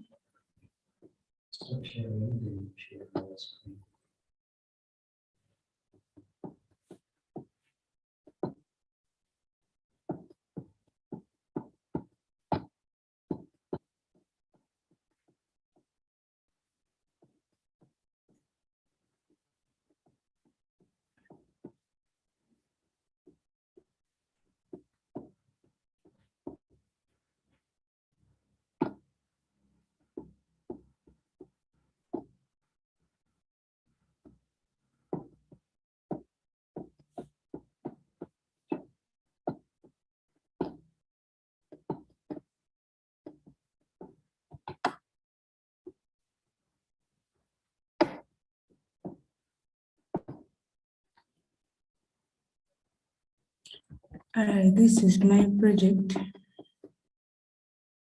It's about zero hunger.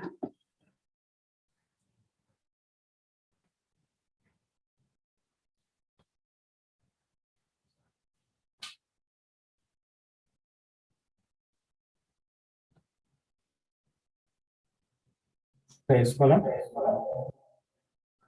We can't hear the sound. Did you share with the sound?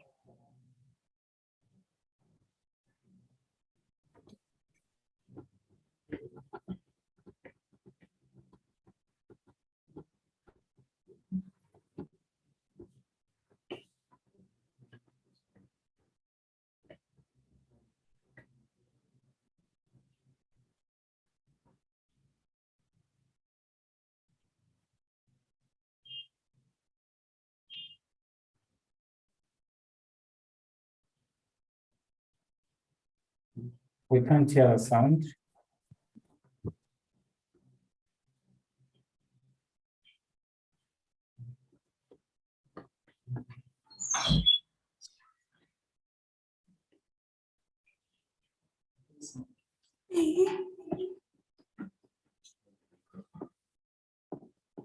But it's 100%.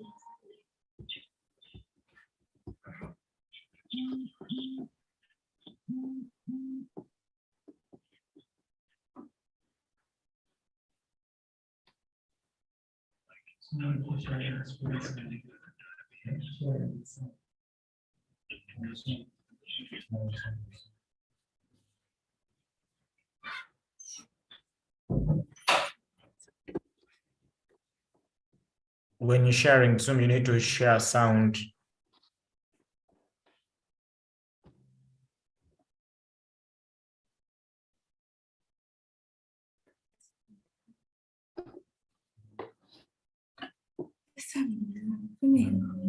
First share your screen and then you share again with a button for sound sharing checked on Zoom.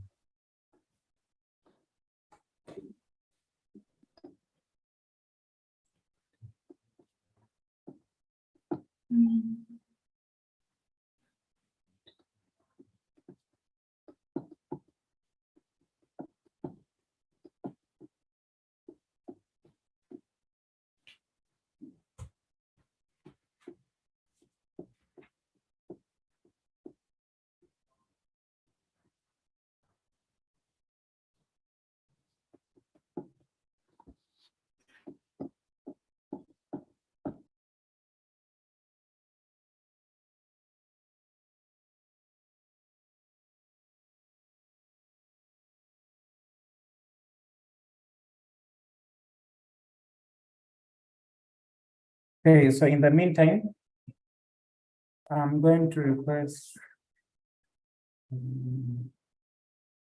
Teacher Tracy to tell us about the DeepSeek class that is scheduled for next week.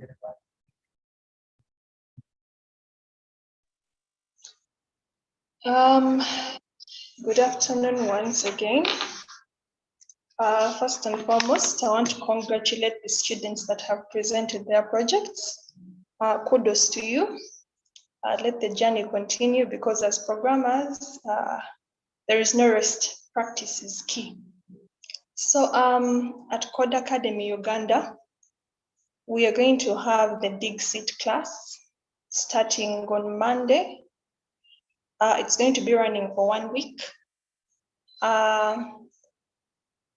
Practically, this DeepSeek class is going to teach our students about the awareness, enlightening them how to manipulate or maneuver when using technology or digital devices, because the new era we are going into is digital, but we have to know the pros and cons, enlighten them about the dangers of being exposed to digitalization.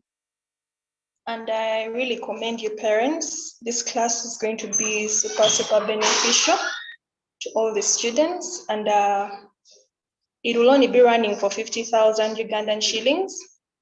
As I've said, it's going to be for 1 week from 9 a.m. to midday. And I think this would be a very good opportunity to enroll our students and enlighten them about digital citizenship.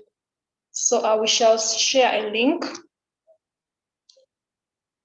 which you can click on and enroll your student.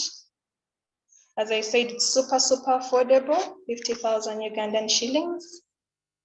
Yes, and this will be a very good opportunity for your children to be enlightened. So, dear parents, I commend you to enroll. We shall share the link in a few minutes. Other than that, I think we have Scholar. Thank you.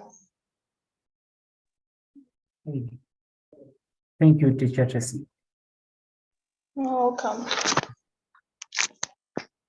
Yes, Scholar, go ahead.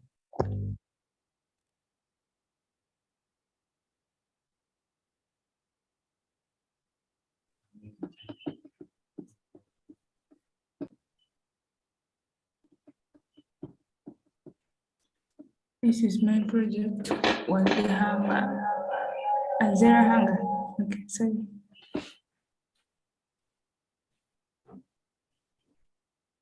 Hello. Zero hunger is second SDGs created by the United Nations. The World Bank estimates that 9 million people die of hunger every year. Causes of zero hunger worldwide.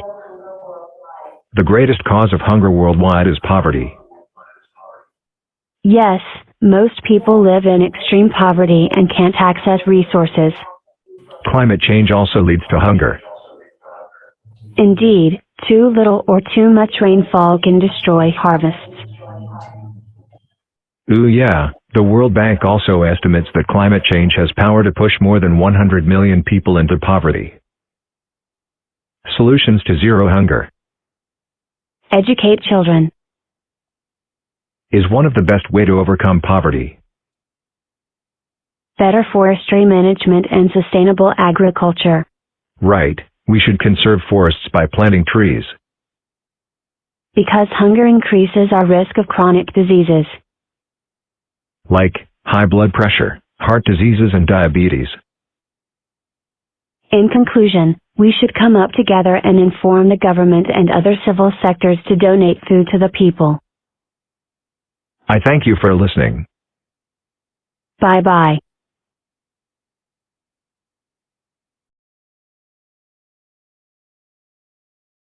Okay, thank you for that. Yes, that was a project, I guess.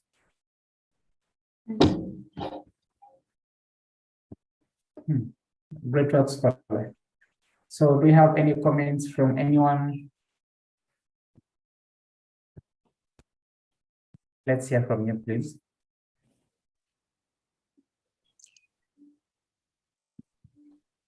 Yes, Lynn, well done. I'm trying to, teachers, maybe you can, just a question. Is Lynn in the same, at the same level also? Is she like Scratch intermediate also? Yes, she is. Though it was her first class. Yeah, because for me today, especially for the Scratch students, and at least the very little I know about Scratch, my focus today has really been on their problem identification and hence the solution to those problems. So I understand there hasn't been very much time. Some of the students we see, they've been working on the project for just 1 week. Some, like, you mentioned Lynn, it's her very first class. So I'm not really focusing on how advanced the presentation is, but I think it's really, really important to have students that can think broadly and be able to identify problems, because at the end of the day, the technology or the computer science you're learning is to enable you solve problems that until now we've been solving manually. So all your projects have been great. Linear project is good. Again, hunger is a very big problem. And we've just being in the very first class of Scratch, this is really very, very good effort. So keep the focus, keep learning, keep identifying more problems. But also, when you find a single problem, let's try to focus on that problem until we really have a solution. So there's so many problems, so we can focus on that single problem. And the good thing is all the students today have really had very, very good problem identification. So Lynn, well done. Being a first class, I think your project is really, really good. Yes, you had that sound issue. We could hear you in the background, quite disappointed. The volume is 100%. What's going on? So for me, that shows me the urge to perfect, the urge to want to make something work. And you didn't give up. You still went through with it until we were able to hear the sound and be able to watch your presentation. Well done. Keep it up. I think you have a very good journey ahead for you. Thank you. Wow, thank you so much, Mr. John. Yes, I would love to congratulate you all for reaching this last moment of our presentations. So again, it's been the summer code camp, and we have not stopped there. We are still continuing to mentor these people, these children, into greater programmers. The journey is long and we need to keep going. They need to keep going, and the parents as well. So thank you so much for your efforts. Thank you so much for sparing your time to attend this session. So we have normally certification for students when they finish a year. And I believe there are some students here that are supposed to be certified.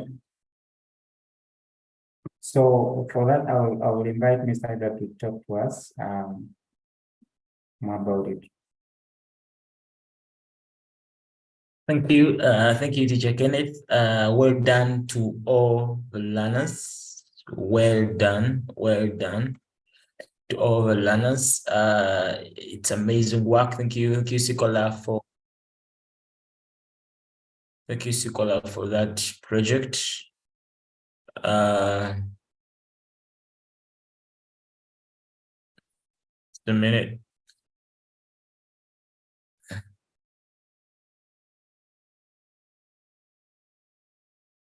Thank you so much, every student, for the work done this far.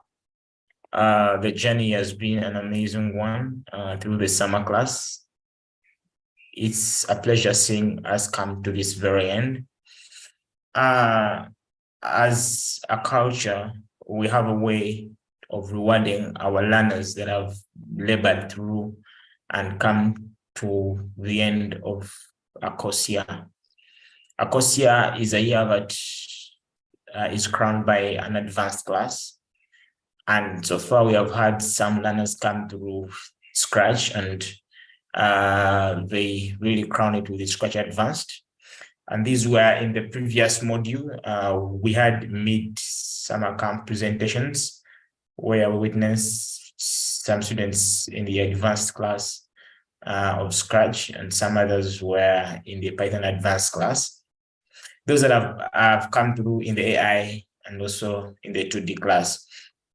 So on this note, this would be a bit more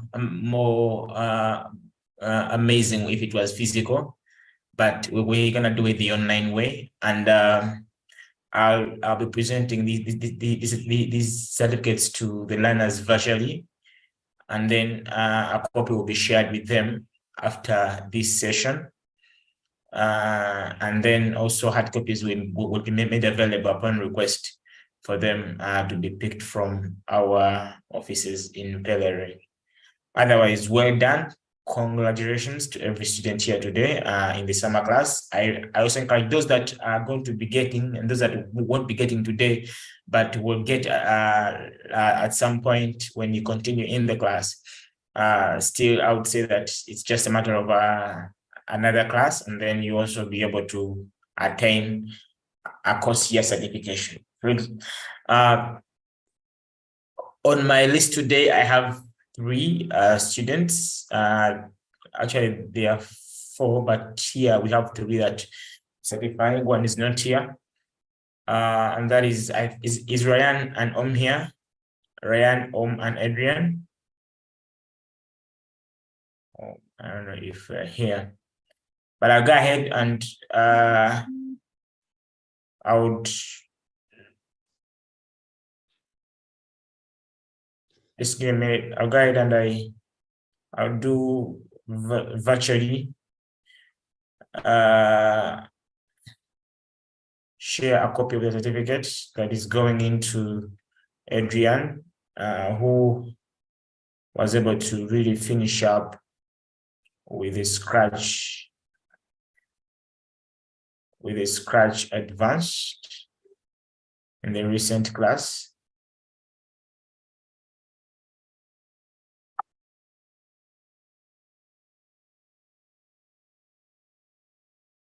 Okay, so I'll share my screen quickly and a minute.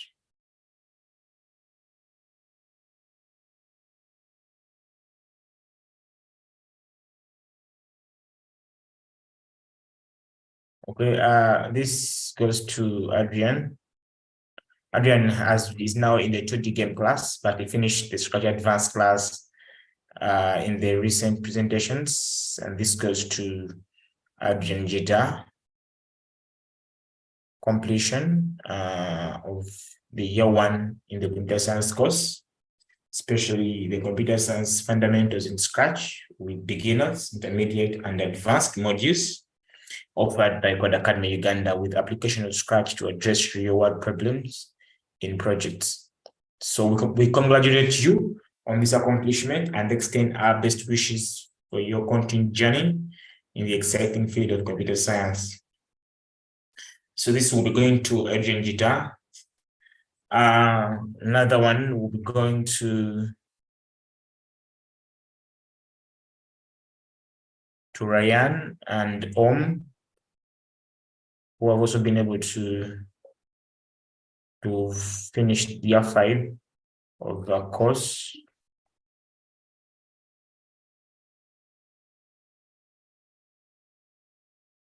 Let me see my entire screen. I don't know if I'm share. Let me reshare. And this, let me Yes, reshare. we could see it. Okay, so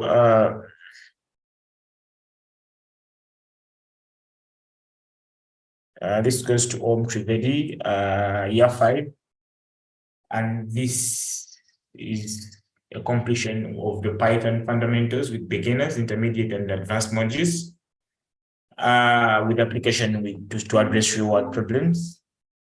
And we also go ahead to congratulate Om on this accomplishment and extend our best wishes for his continued journey in exciting field of computer science. This goes to Om. This should be able to go to Ryan